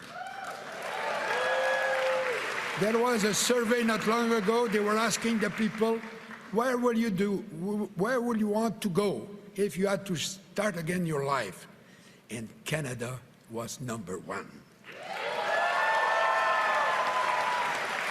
Why? It is because Canada is the land of freedom.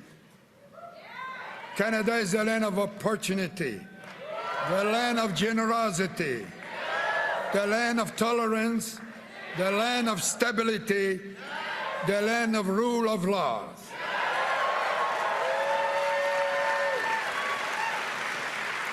It is our land that is the envy of the world. Canada will continue to rise through north strong and free.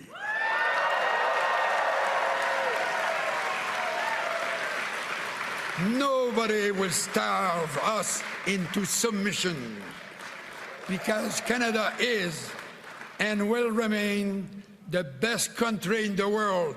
Vive le Canada!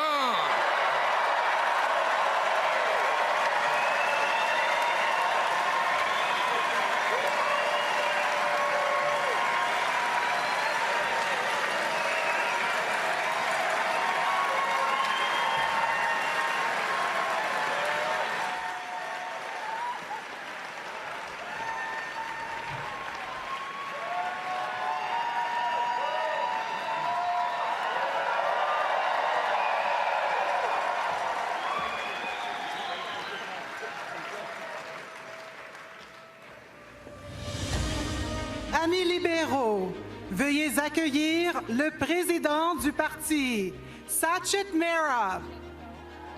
Liberals, please welcome President of the party, Sachin Mehra.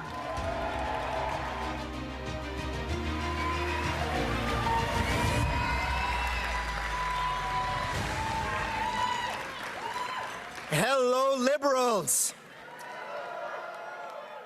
How is everyone doing tonight? Let me ask that one more time.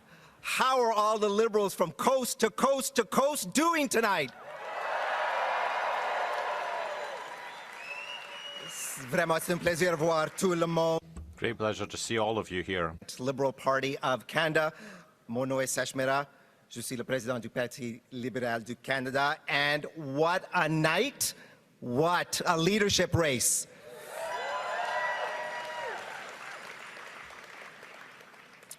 Before I get into it, I want to take this moment to thank a few people. And it starts with our volunteers. Do not underestimate the ability of committed volunteers to affect real change. Because of all of you tonight, our party is at one of the strongest points in its history. In 2 months, we delivered a leadership race that was fair and secure. And I really want to thank all the members of our national board that showed up and delivered. Please stand up, national board members.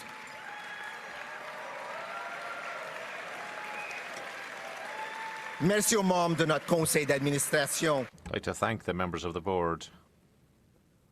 And to everyone at LPC HQ, from staff across the country. Thank you for your hope. Thank you for your long hours. Thank you for your hard work. You have helped deliver one of the most secure leadership contests in the history of Canada.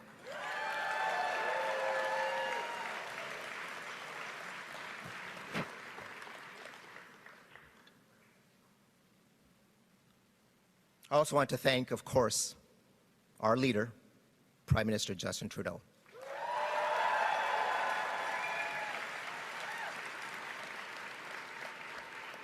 I'd like to take some time to talk about the Prime Minister's legacy. He was Prime Minister for more than 10 years, and he led us to 3 consecutive victories, and he delivered so much for Canadians as well. Prime Minister Trudeau is leaving us a lasting legacy. Dental care, child care, the Canada Child Benefit, des investissements historiques dans les logements. Historic investments in affordable housing, important action to deal with climate change and to protect our environment as well. Huge progress for reconciliation. Minority rights and LGBTQ2 rights.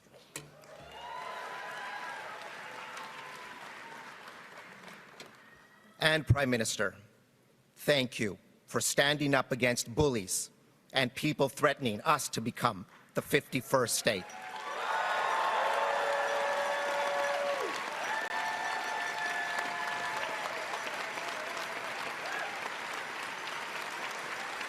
Prime Minister, thank you for your leadership to our party and to our country. But most of all, thank you for being a friend to everyone in this room and to Canadians everywhere.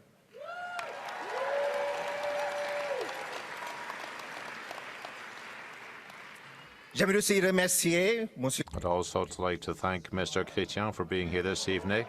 What a great speech, as always. Order of Canada Award, for sure. Before we get to the moment that we have all been waiting for, I also want to take a moment to acknowledge all of our amazing candidates. To Frank, to Chrétien, Mark, Karina, merci pour vos incroyables campagnes. Thank you for your incredible campaigns.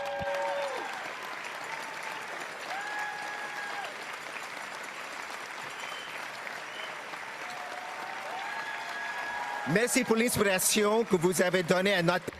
Thank you for inspiring our party and Canadians. Your staff and volunteers who put their hands up to get involved in this most important race. Everyone should be proud of their hard work.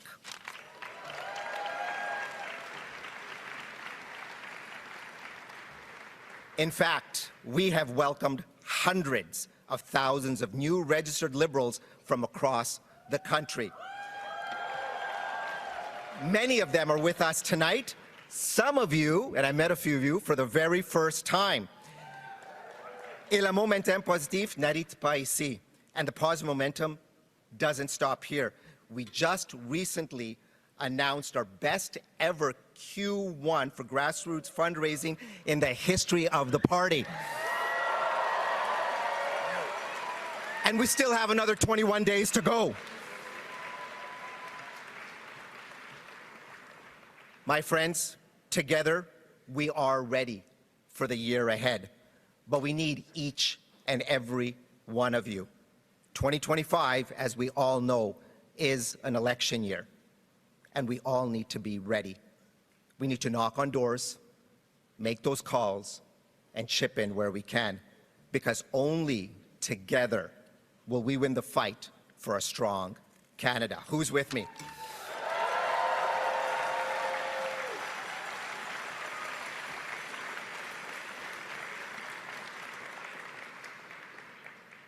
Now, who's ready? Now it's the moment to announce our new leader. Maintenant, c'est le moment d'annoncer notre nouveau chef ou notre nouvelle. It's now time to announce our new leader.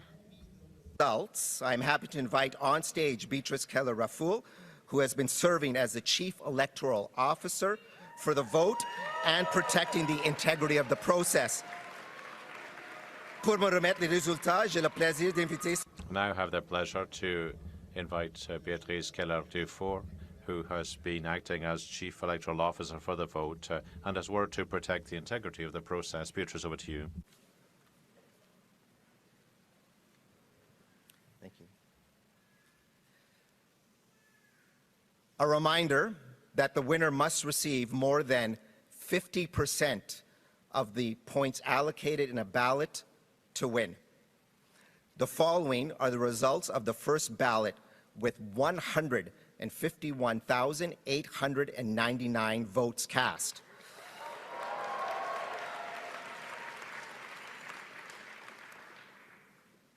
In fourth place, Frank Baylis with 4,038 votes, resulting in 1,014 allocated points, representing 3% of the vote.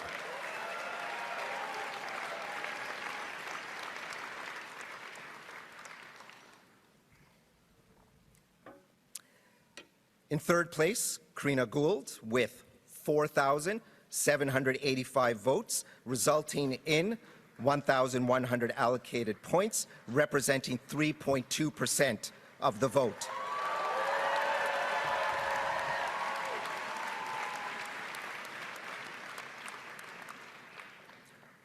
In second place, Chrystia Freeland with 11,134 votes, resulting in 2,729 allocated points, representing 8% of the vote. In first place, the next Prime Minister of Canada, Mark Carney, with 131,674 votes, resulting in 29,457 allocated points, representing 85.9% of the vote.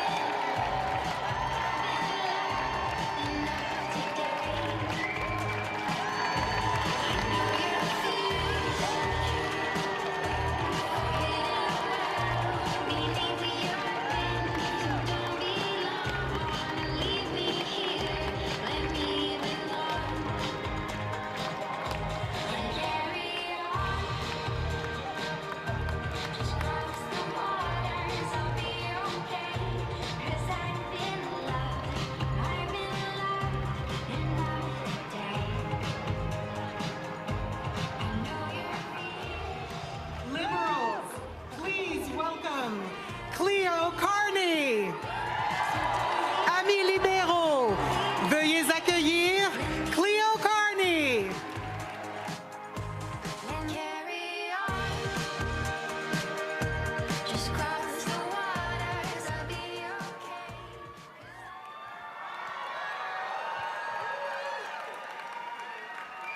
Thank you, and good evening. Bonsoir. I'm going to try and deliver this speech with as much grace and poise as Ella Grace.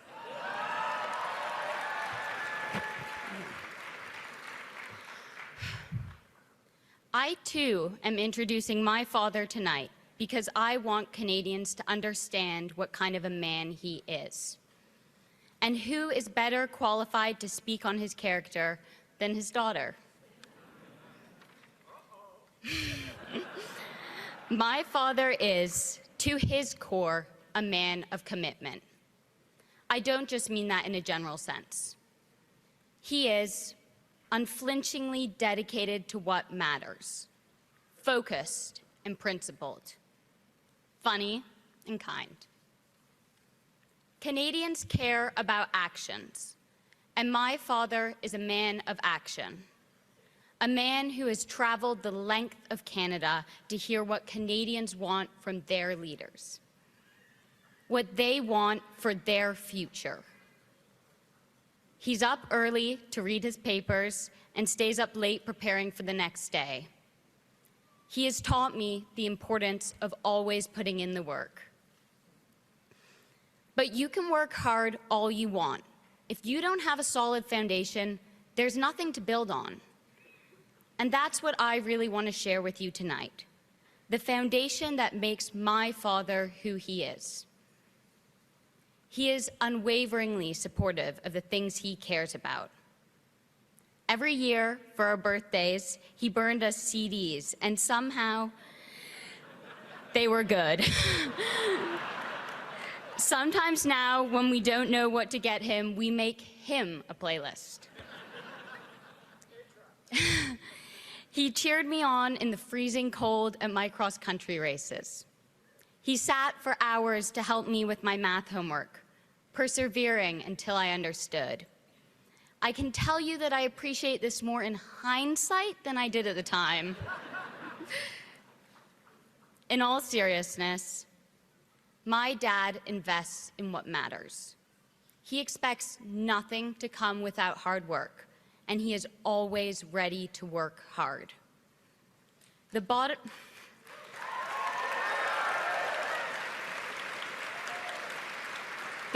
line is, however hard things may seem, he shows up and never lets you down. He has and always will show up for you, for Canadians, and for Canada, because he cares about this great country.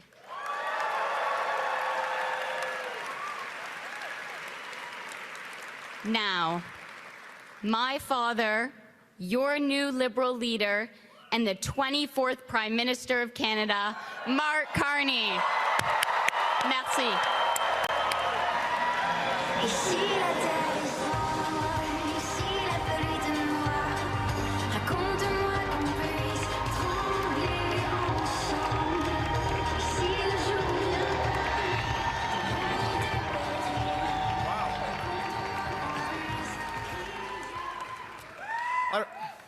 Prime Minister, I think it's clear we should just skip a generation. Alors, bonsoir tout le monde. Wow. This room is strong. This room is Canada strong. Thank you, Cleo. Thank you, Cleo. And to my wife, Diana, our children, Cleo, Tess, Amelia, and Sasha. Without your support, I wouldn't be standing here.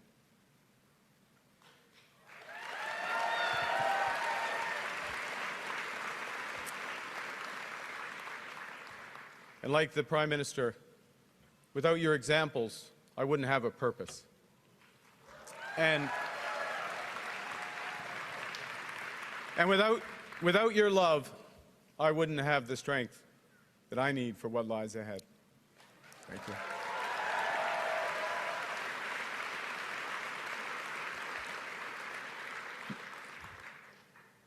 Mr. Chrétien, you still know how to energize the Liberal Party supporters like no one else can do it.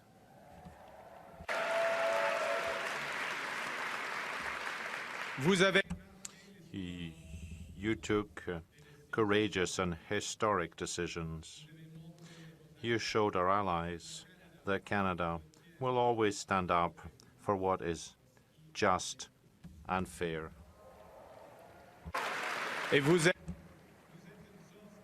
You're a source of inspiration for all Canadians across the land. Say that you inspired my family to become Liberals, including my father to run as a Liberal candidate in Alberta in the 1980s. Some elections are tougher than others. And you inspired me. You inspired me over the years. And now to have an opportunity to continue your tradition of fiscal responsibility, social justice, and international leadership.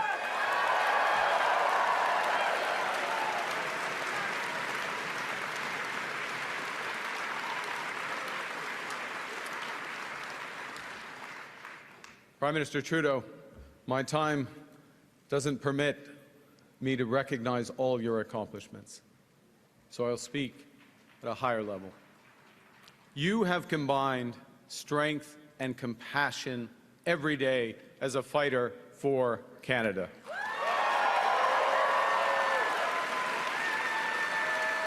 You have led us through some of the hardest challenges that this nation has ever faced. At the same time, you have transformed Canada. You've transformed it. You've lifted hundreds of thousands of kids out of poverty. By moving reconciliation forward and by defending freedom and democracy here and across the world.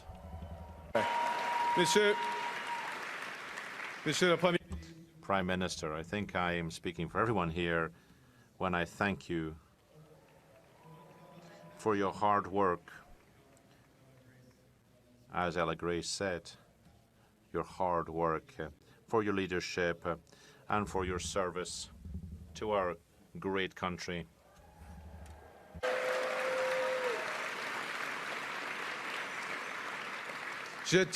And I'd also like to thank you, Liberals, for having awarded me the greatest honor possible, which is to serve as your new leader.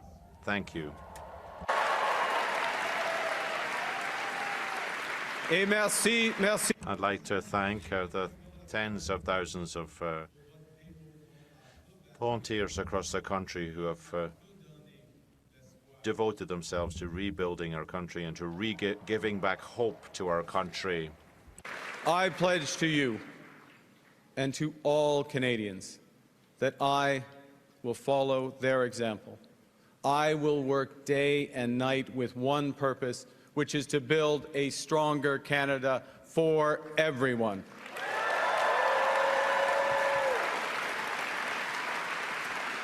But I will need help. I will need a lot of help. And so I'd like to thank Chrétien, Frank, and Karina for your energy and ideas and leadership that you have brought to this campaign.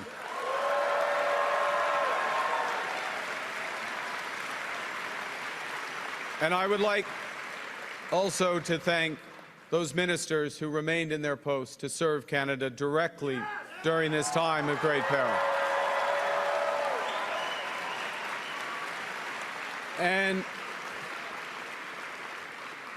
And to the incredible group of Liberal MPs that we have, you are the voices for your communities, and you are the conscience of our party. Thank you for your service. Now, to give a sense of that service, I'm going to quote from a message that I and Chrétien and Karina and Frank, the four of us, received from someone called Bob Zettel. Now, Bob, full disclosure, I know the leader of the opposition's into full disclosure, so I'm going to full disclosure. Full disclosure. Just want to get this on the table. Bob goes to my church. Actually, I go to Bob's church because he goes there a lot more frequently than I do. Anyways, point is, Bob wrote to the four candidates, and he said, I quote, "Right now, everyone sees the main threat as the Trump tariffs. But the far greater challenge will be, as it always has been, to foster unity and a sense of the common good. There are those who will seek power by dividing us." We'll get to that later on. And we being the people of Canada, we need you, my fellow candidates, myself, to continue in positions of leadership to promote a united Canada, a commitment a commitment to common good and the respect and the rule of law throughout the world. See, I quote Bob because right now all Canadians are being asked to serve in their own ways. We're all being called to stand up for each other and for the Canadian way of life. So let me ask you, who's ready? Pierre Claire. Who's ready to stand up for Canada with me? 100%. Yes. Yes. Yes, Canada. Yes, Canada. The Liberal Party is united and strong and ready to fight to build an even better country.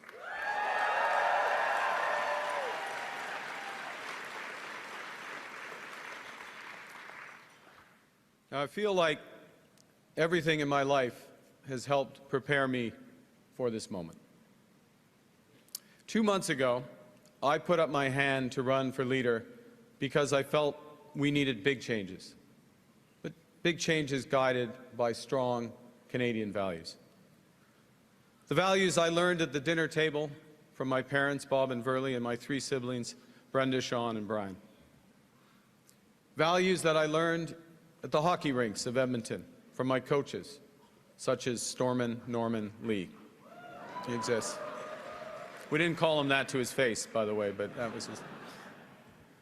My parents were teachers, and they stressed the importance of hard work, of community, and of tolerance. My coaches were dedicated volunteers who taught me the importance of teamwork, ambition, and because it's Canada, humility. Des bonnes valeurs. The right values, Canadian values. I took them with me to university, and I kept them close to me when I was called upon to manage crises here in Canada and across the world. These same values have guided me in my work to build strong economies. And today, I will use those values again as we face this most serious crisis in a generation. Know that new threats demand new ideas and a new plan. They know that new challenges demand new leadership. Canadians want positive leadership that will end division and help us build together.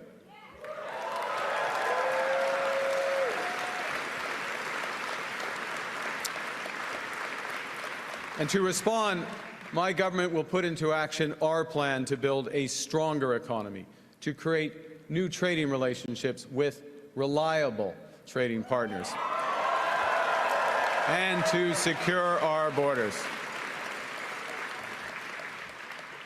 Pour être clair.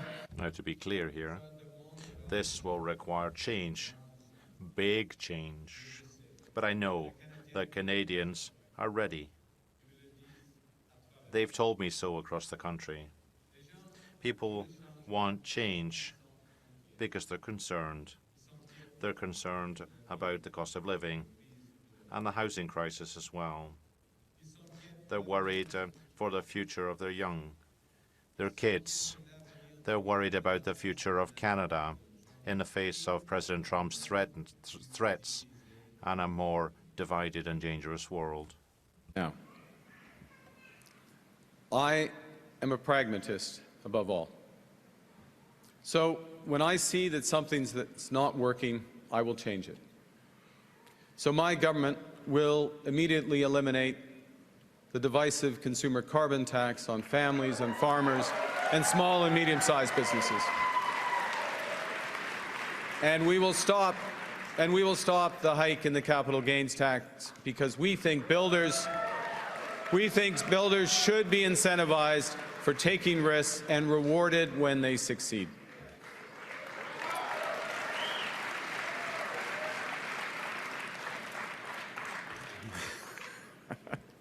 Canada needs more of this type of change.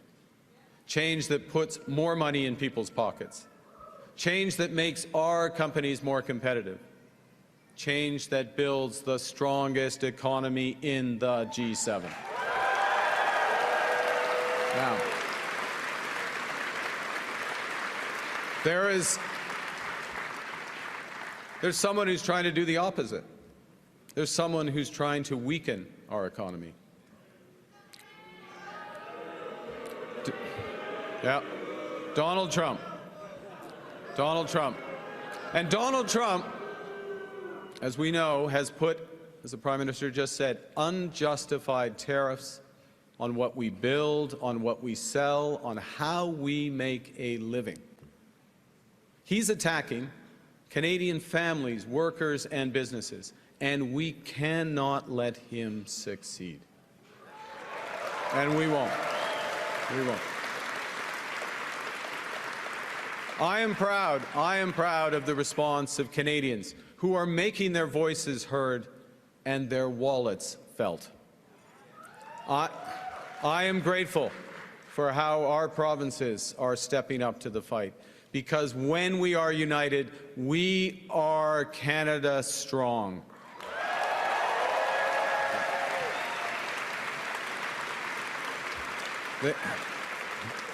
The Canadian government has rightly retaliated and is rightly retaliating with our own tariffs that will have maximum impact in the United States and minimum impact here in Canada.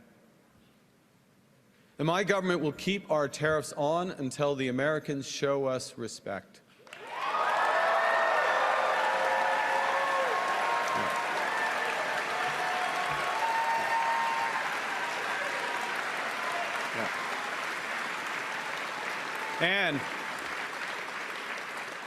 And until they can join us in making credible and reliable commitments to free and fair trade. As Krista did. Yeah. And in the meantime, we will ensure that all the proceeds from our tariffs will be used to protect our workers.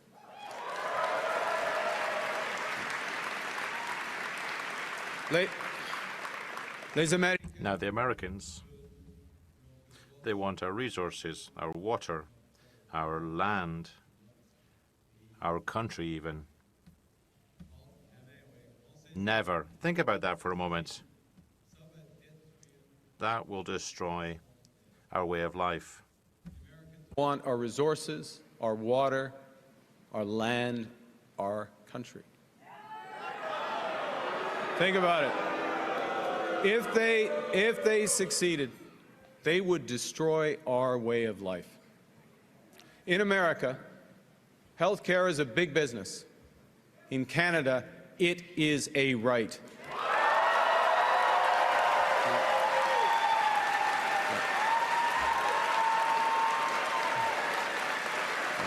Thank you.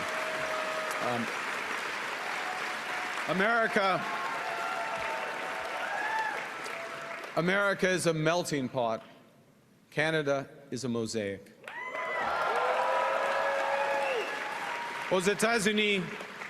In the U.S., differences are not respected or recognized.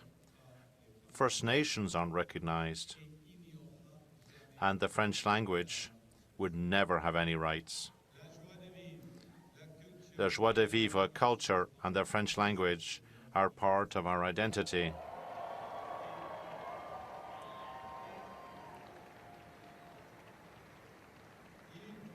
And we must protect that.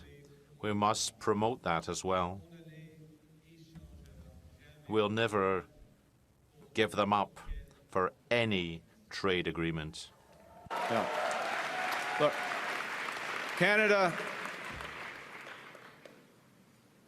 America is not Canada. And Canada never, ever will be part of America in any way, shape, or form.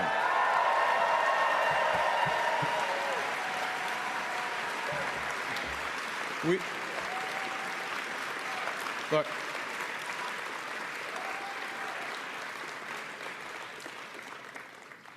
we didn't ask for this fight. We didn't ask for this fight. But Canadians are always ready when someone else drops the gloves. So the Americans, they should make no mistake, in trade as in hockey, Canada will win. Now, to Americans, I say to you, as in hockey, we will win. Mais cette victoire. But that victory won't be easy. We're facing the greatest crisis of our lifetimes. We have to do extraordinary things, and together.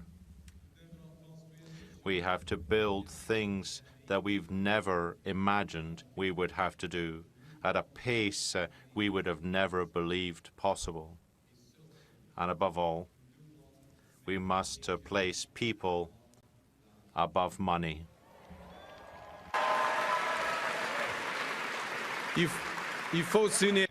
We have to unite to build the strongest, the fairest, and the freest country in the world. Now, Donald Trump is trying to weaken our economy. But there's someone else who, if he succeeds, will weaken our economy. It's Pierre Poilievre.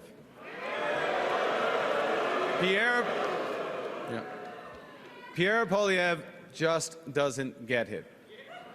He is the type of lifelong politician, and I've seen this type around the world, a lifelong politician who worships at the altar of the free market despite never having made a payroll himself. And now, in the face of President Trump's threats, Pierre Poilievre still refuses to get his security clearance. At a time when our national security is under threat as it has never been before. At a time of immense economic insecurity, he would undermine the Bank of Canada. Monsieur Poilievre has called for the shutting down of CBC at a time when disinformation and foreign interference are on the march. He insults our mayors and ignores the First Nations when it's time to build. He intends to put an end to international aid when democracy and human rights are in danger across the world.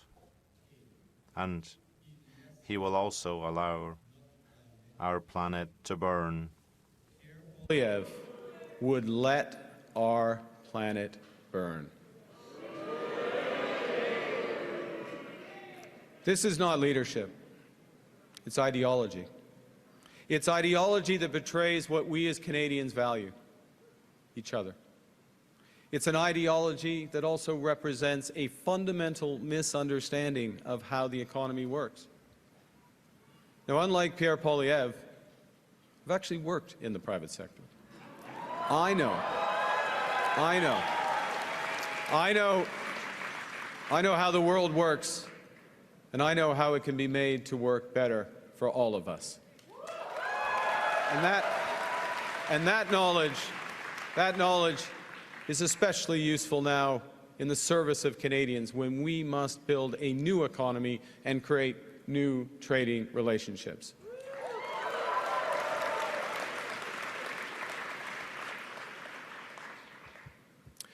Let me tell you something else that we know that Pierre Poilievre doesn't. We know that markets don't have values, people do. And we know as Liberals that it's our job to make markets, to make the economy work for all Canadians. These are the most powerful tool we've ever invented. They can find solutions to our greatest problems.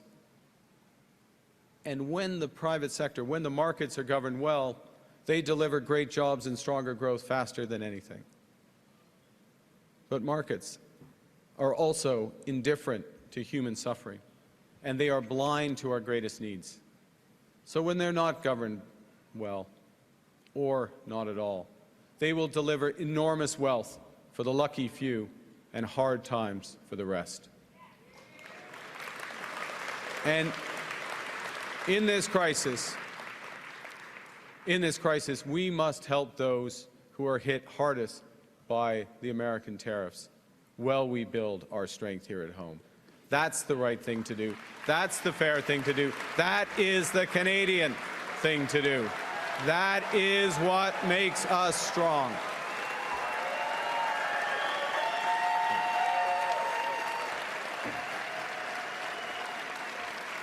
So Donald Trump thinks he can weaken us with his plan to divide and conquer. Pierre Poilievre's plan will leave us divided and ready to be conquered. Because a person who worships at the altar of Donald Trump will kneel before him, not stand up to him.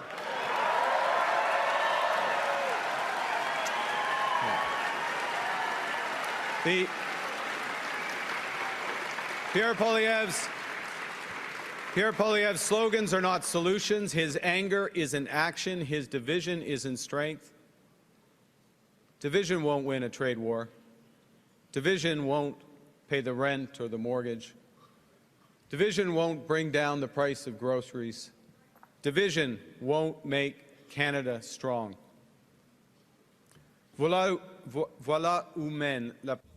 This is where negative politics and division and anger takes us. Half of the U.S. fears the other half. They're wary of each other. We can't allow such a situation to occur here in Canada.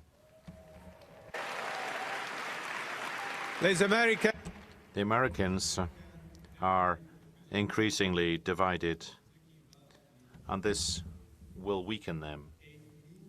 And we will win this fight if we are united and strong. Yes, we might disagree over policy. We might disagree over hockey. You can support the Oilers in Ottawa. That's possible. It's a free country, after all. But when it comes to Canada, we're all on the same side. Let's choose to be strong. Canada strong. Now, I've learned a few things from long experience in crises. And the first is that plan beats no plan. And you need to distinguish what you can change from what you can't. We can't change Donald Trump. Can't change him. Nous devons comprendre ce que... But we have to understand what we can and we must change. We are masters in our own house. And we can. And because we're masters in our own home, we can control our economic destiny with a plan that puts more money in your pockets. A plan that will ensure your government spends less so Canada can invest more. A plan that builds millions of homes. A plan that makes us an energy superpower in both clean and conventional energy. A plan that creates new trade corridors with reliable partners. A plan that creates one Canadian economy, not 13. Because in Canada, we are stronger when we're united. We can give ourselves far, far more than Donald Trump can ever take away. But it will take extraordinary efforts. It won't be business as usual. We will have to do things we haven't imagined before at speeds we didn't think possible. We will do it. We will do it for the common good so that everyone benefits.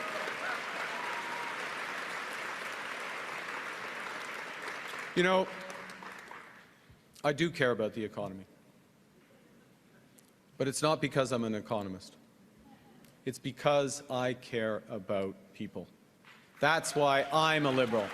That's why we are Liberals. On sait. It's clear that the value of a strong economy starts with the workers who have good, well-paying jobs today and who have better futures for them and for today's youth. We know as Liberals that we can't redistribute what we don't have. We also know that we can't be strong abroad if we're weak at home. We also know that we cannot build a better future if we're unable to manage the present. So, we need a strong economy, but when we're fighting for a strong economy, we're fighting for good Canadian health care for everyone. We are fighting for strong support for our seniors who built this country. We are fighting for child care for young families that they put in place. We are fighting for dental care and pharma care for everyone who needs it. We are fighting for rights. We are fighting for a strong economy so we can create a more sustainable world for our children and grandchildren, and we will deliver.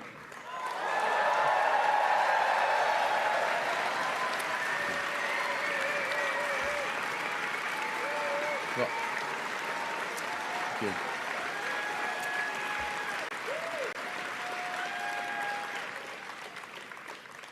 I know that these are dark days. Dark days brought on by a country we can no longer trust. We are getting over the shock, but let us never forget the lessons.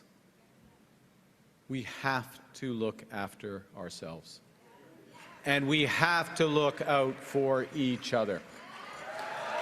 We need to pull together in the tough days ahead. And so, to those families watching this evening in Fort Smith, in Edmonton, and across every community in Canada, I promise you this. Together, we can and we will get through this crisis. We can and we will come out stronger than ever. And we will, because Canada is built on the strength of its people. From our mines to our ports, from our logging roads to our city streets, we're strongest when we're united, when we're one economy, not 13, when we can cheer for different teams and still be on one team when it counts. When we come together, we build things that last because we are Canada strong. Vive la Canada! Merci tout le monde.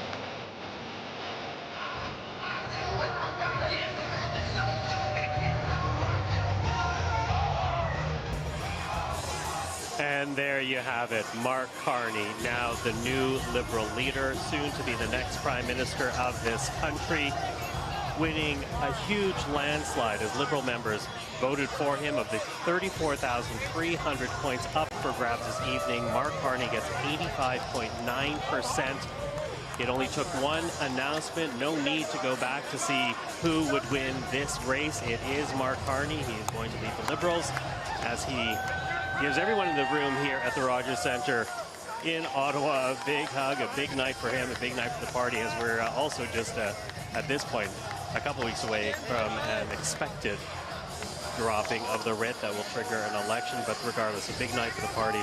And there you have it, Mark Carney making his way through the room here in Ottawa. I'm Michael Serapio. You continue to watch special coverage here on CPAC.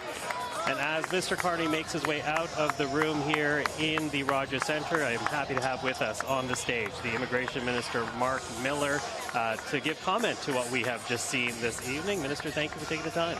Thanks for having me on, Michael. So you supported Mark Carney in this race. What is it about him that makes him the right leader, in your opinion, for the party at this time? Yeah, I mean, you don't need Mark Miller to talk about Mark Carney's CV. You know, he brings with him the experience of working in the private sector, the public sector, not only in Canada, but across the world, in Britain.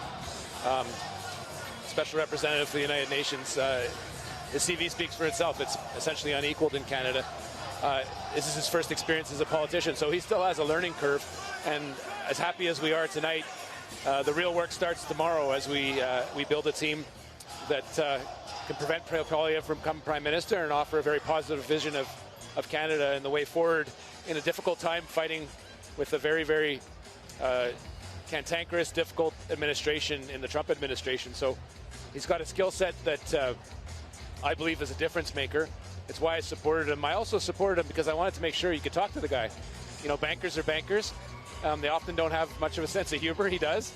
And I wanted to make sure that, you know, whether it's as a caucus member, cabinet member, or just a Canadian, that I could sit down and have a chat with him. So I made sure of that. I made sure he cared about the issues that I care about, obviously the economy, but also our positions on the environment and Indigenous peoples. And I think that ticked all the boxes.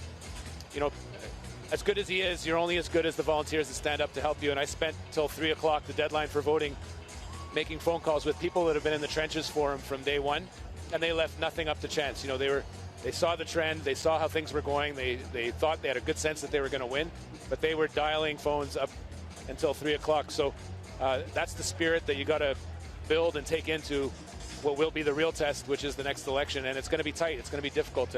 As much as I dislike Pierre Poilievre, I think he's singularly unfit to lead this beautiful country. He is a formidable adversary. He has 20 years in the House of Commons, talking and cashing a paycheck.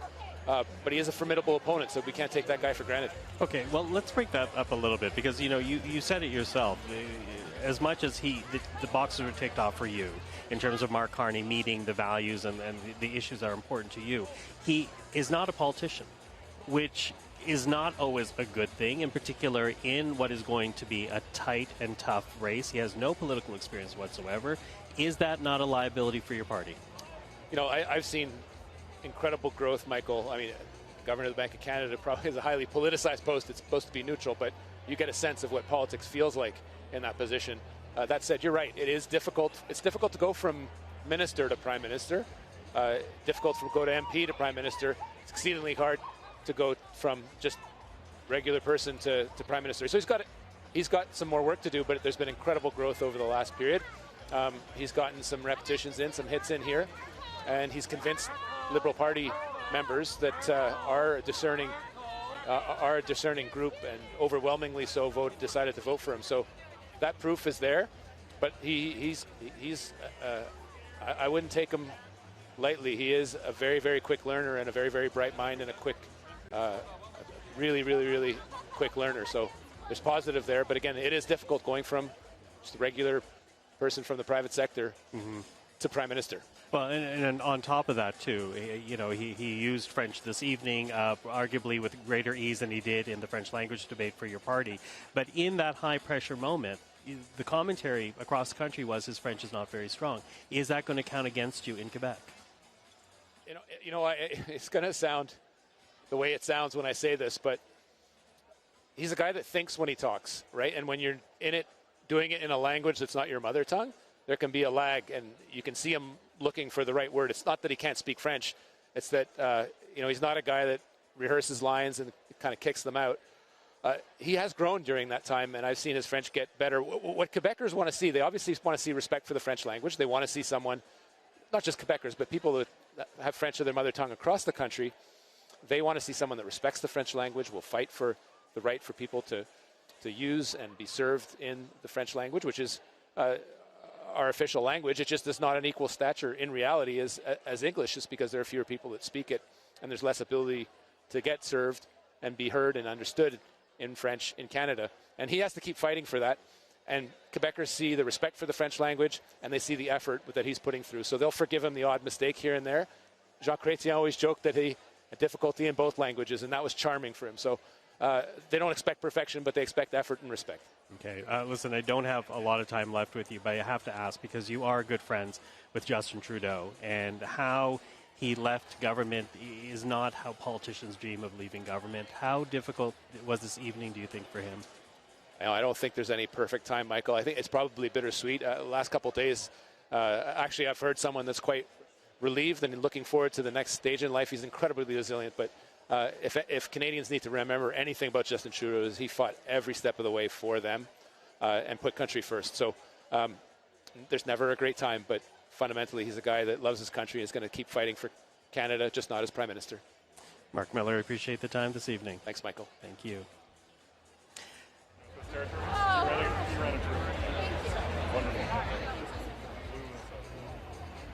Meter away from Parliament Hill as the delegates, well, really it's not delegate convention, I should say, the members of the Liberal Party continue to hover in the room. A big night for them, as they do now have a new leader in Mark Carney. A spectacular landslide for him.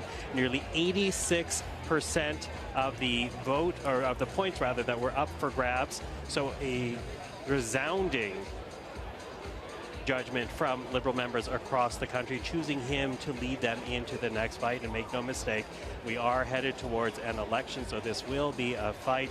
As we've seen in the polls, they have been fluctuating over the last few weeks, going back and forth between Liberals and Conservatives. Mark Carney certainly has been helping to elevate the party in those polls. Whether or not that translates once a writ is dropped, we will have to see. But for tonight, very much for Liberal members, a big night. A great enthusiastic vote for Mark Carney. The other members, Christopher Freeland, the nearest to Mark Carney, but only getting about 8% of the points available out there. Karina Gould getting a little bit over 3.5%, and Frank Baylis just getting about 3% of the points. So again, a resounding victory for Mark Carney as he takes on the mantle of Liberal leadership, will become the next Prime Minister of Canada.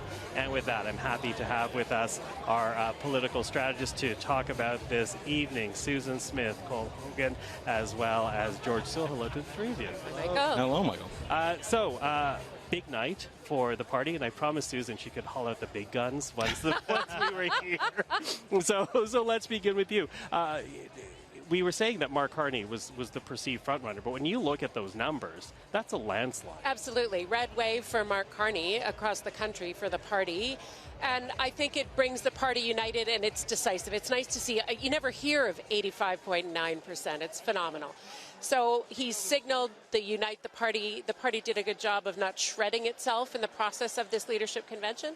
And I think he's given the signals of the direction that he wants to take the country. I found it funny he kept referring to Prime Minister Chrétien and Prime Minister Trudeau, calling them Prime Minister out of respect, like the former public servant he is. It's like he didn't realize that that's him now too, or will be as soon as he's sworn in. But definitely very exciting, and I think a sign of things to come. The tides are changing in the country, and Carney's at the head of that. Well, Cole, I kind of wonder what type of challenge this sets up for Conservatives, because when you look at this number, what you're talking about is not only the vast majority of Liberals jumping onto the Mark Carney platform, but we're talking about every riding across the country supporting this guy to be the leader. Huge unity for the party going into an election. How difficult is that going to be of a challenge for Conservatives?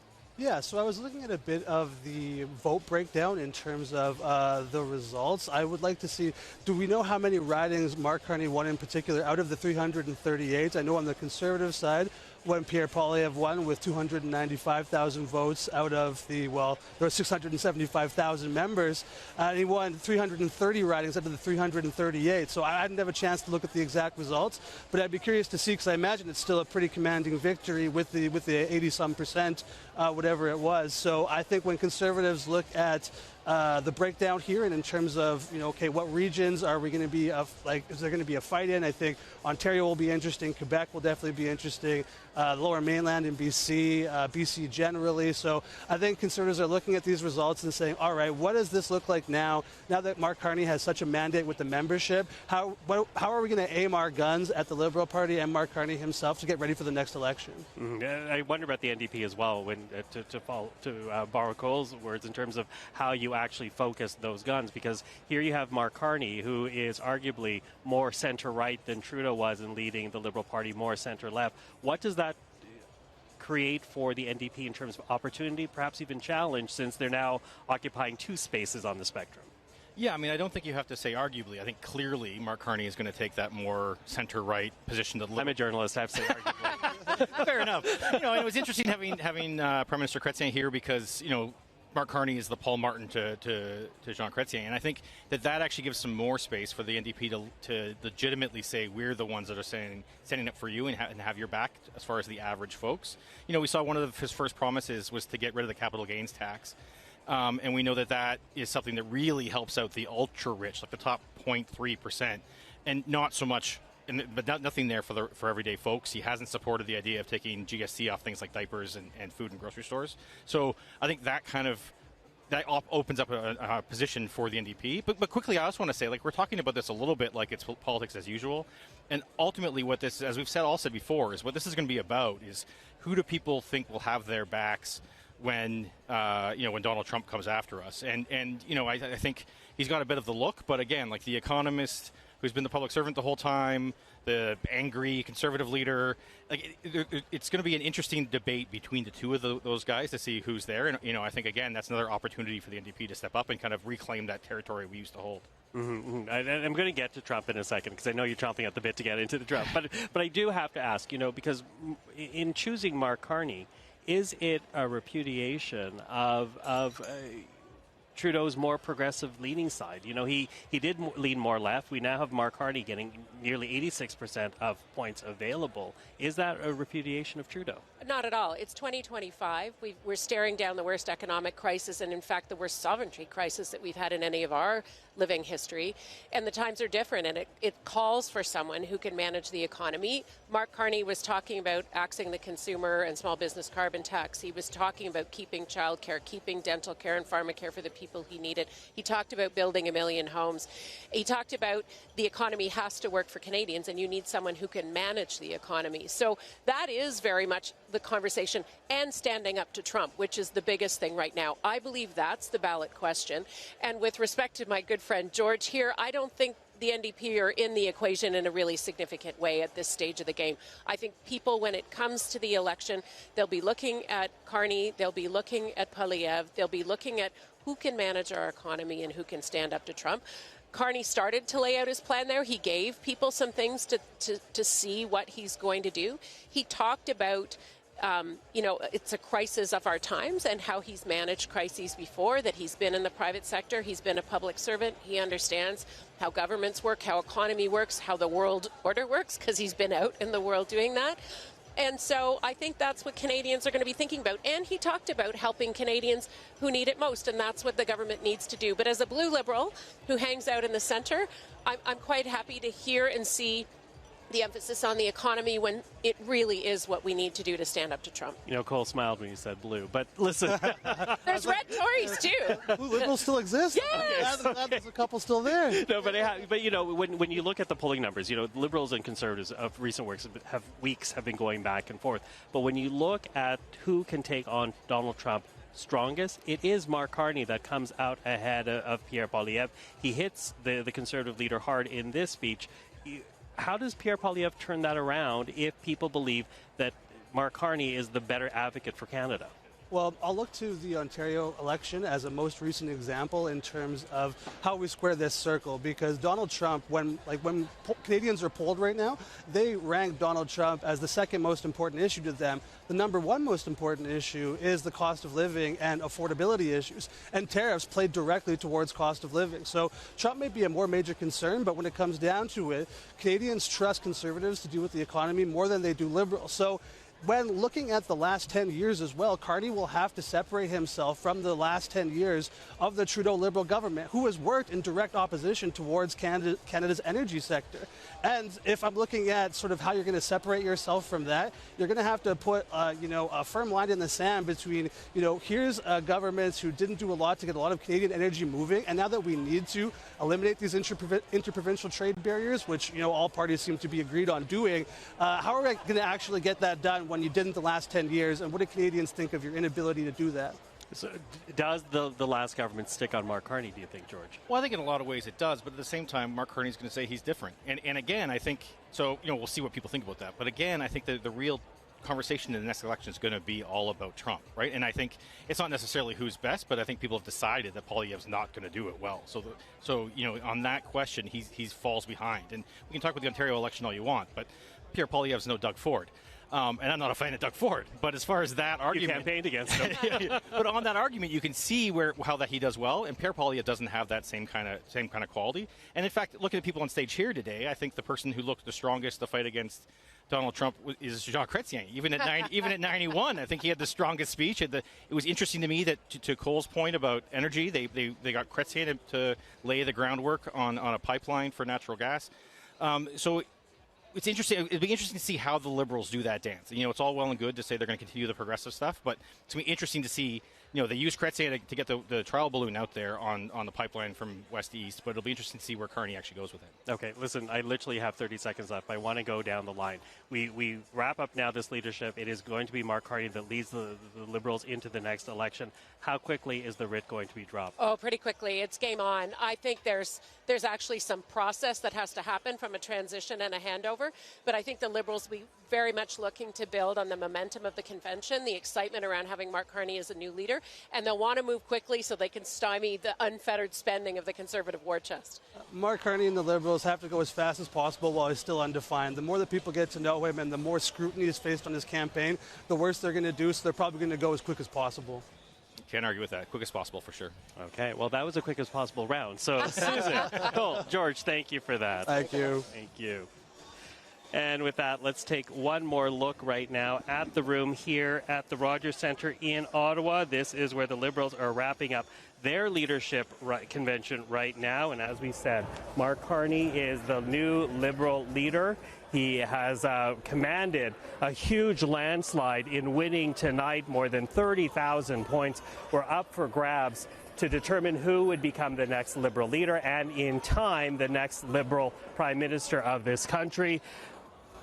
And when you look at those points, Mark Carney walked away with nearly 86% of the points available, meaning that he not only got the majority of votes amongst Liberal members, but the majority of votes in just about every riding. We're going to have to take a look at that, but with such resounding numbers, that is certainly what it implies at this moment in time.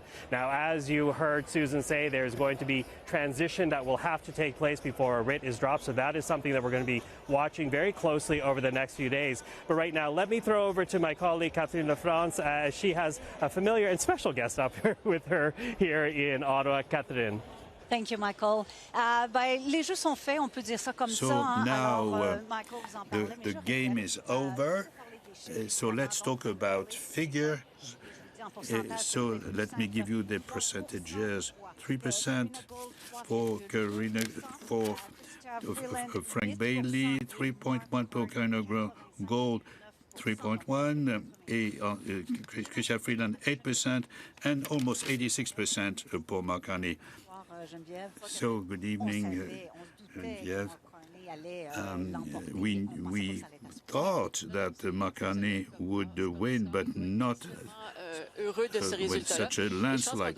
Yes, he must be quite happy with the result, and I believe it is a sign that the Liberals wanted to be united behind a candidate who whom they found attractive, and they decided to give him as strong a mandate as possible by showing unity within the party, in spite of possible other preferences.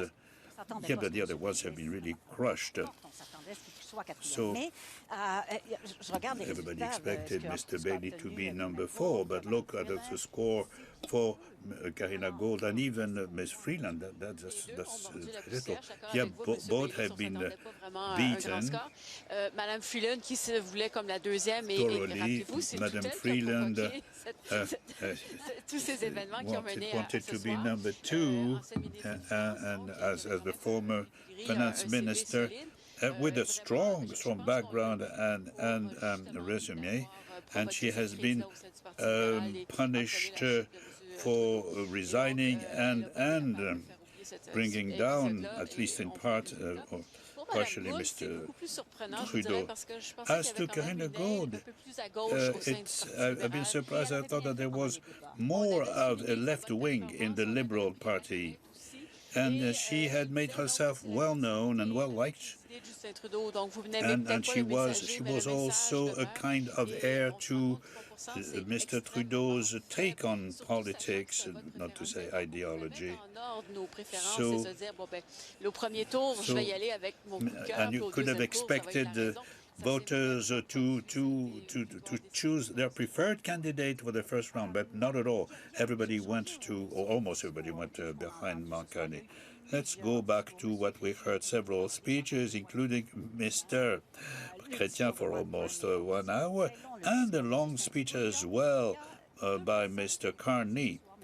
And two people was mentioning two people in all speeches, and that is, of course, Donald Trump and Mr. Poilievre. Yes, each of them had a point to make. So regarding Mr. Poilievre, I think it's fair game to do that. But the elephant in the room, as Mr. Chrétien said, was Donald Trump, and that is the real threat. And this idea of the necessary unity of the party, to have a united party, and now we'll be witnessing the election campaign, and if the Liberals want to succeed, they must convey to the Canadians, do not be divided just as the Americans are divided. And that could be a very good point to make for the Liberals. Come behind us, and we'll be closing ranks, and we'll be able, in doing so, we'll be able to win over.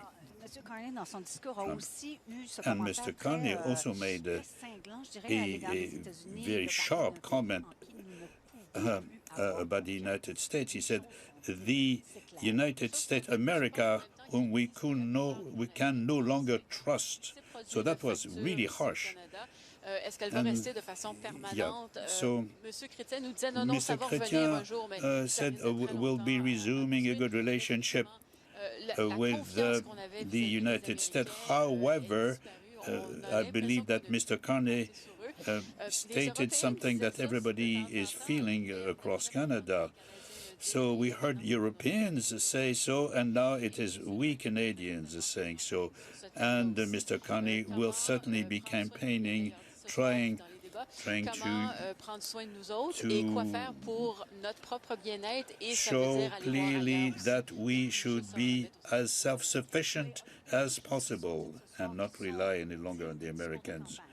Yes, so some of the things that were said yesterday do remind us of what you say during an election campaign. And so these are points that you make when you're on the hustings. Yes, yeah, and Mr. Carney was able to test a few ideas with an audience that was already in his favor. And also he was vying with two very good speakers, namely Mr. Chrétien and Mr. Trudeau. He may have perhaps some need for honing his own skills as a speaker public speaker, especially during the election campaign, so in order to find his groove. However, yes, we know what are the main themes and topics that will be brought forward during the campaign. Yeah, the campaign has started.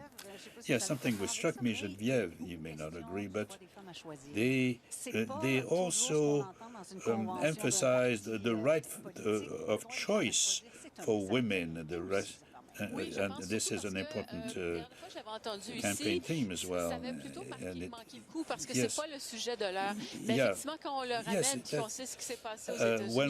when one takes into account what has happened in the United States, maybe they feel that they have to show their own stand on this issue. Thank you, Geneviève. Okay, this is a very good summary of what happened today. So here is the outcome. So we had early results, and they came punctually, they came on time. Frank Baylis got 3% of the votes, Karina Gould 3.2% of the votes, almost identical. Mrs. Freeland, 8%, and all observers agree that she expected to get much more than that. And the huge winner of the evening, Mark Carney, with almost 86%, 85.9%, and it is more than Mr. Poilievre. Also exactly. Very interesting to note that speaking to people that were in the Carney war room, they knew that they were coming into this evening strong. I think they're all surprised at how strong it was. But for the Liberal Party, certainly a strong signal about how united they are going forward. So a lot to be observing over the next little while. And I'm going to have to be very frank to our audiences at home. I've lost audio to the control room, so you can cut me off whenever we have to wrap up this evening, Catherine. But so far, so good. I totally agree. And it says a lot about the campaign that's to come too. Absolutely. And when it comes to the campaign that is to come, some key dates that we're going to have, or at least this week, we're going to have to keep a very close eye. Of course, there's going to be a Liberal caucus meeting.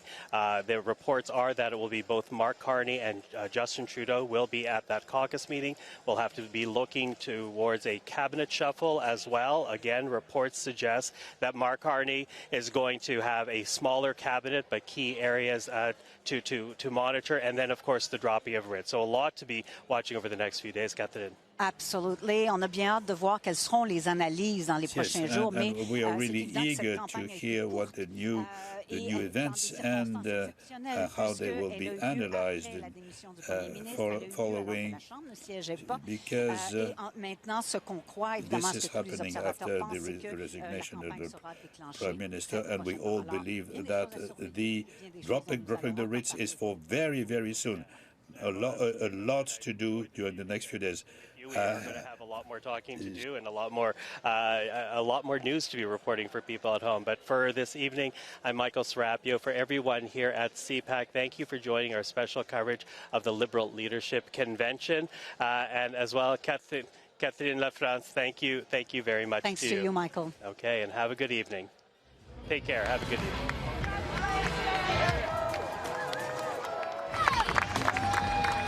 This, the greatest country in the world. How's the Liberal Party doing tonight?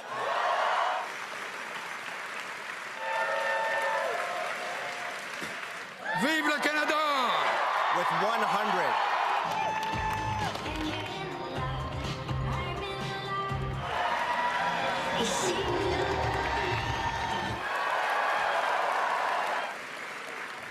In trade.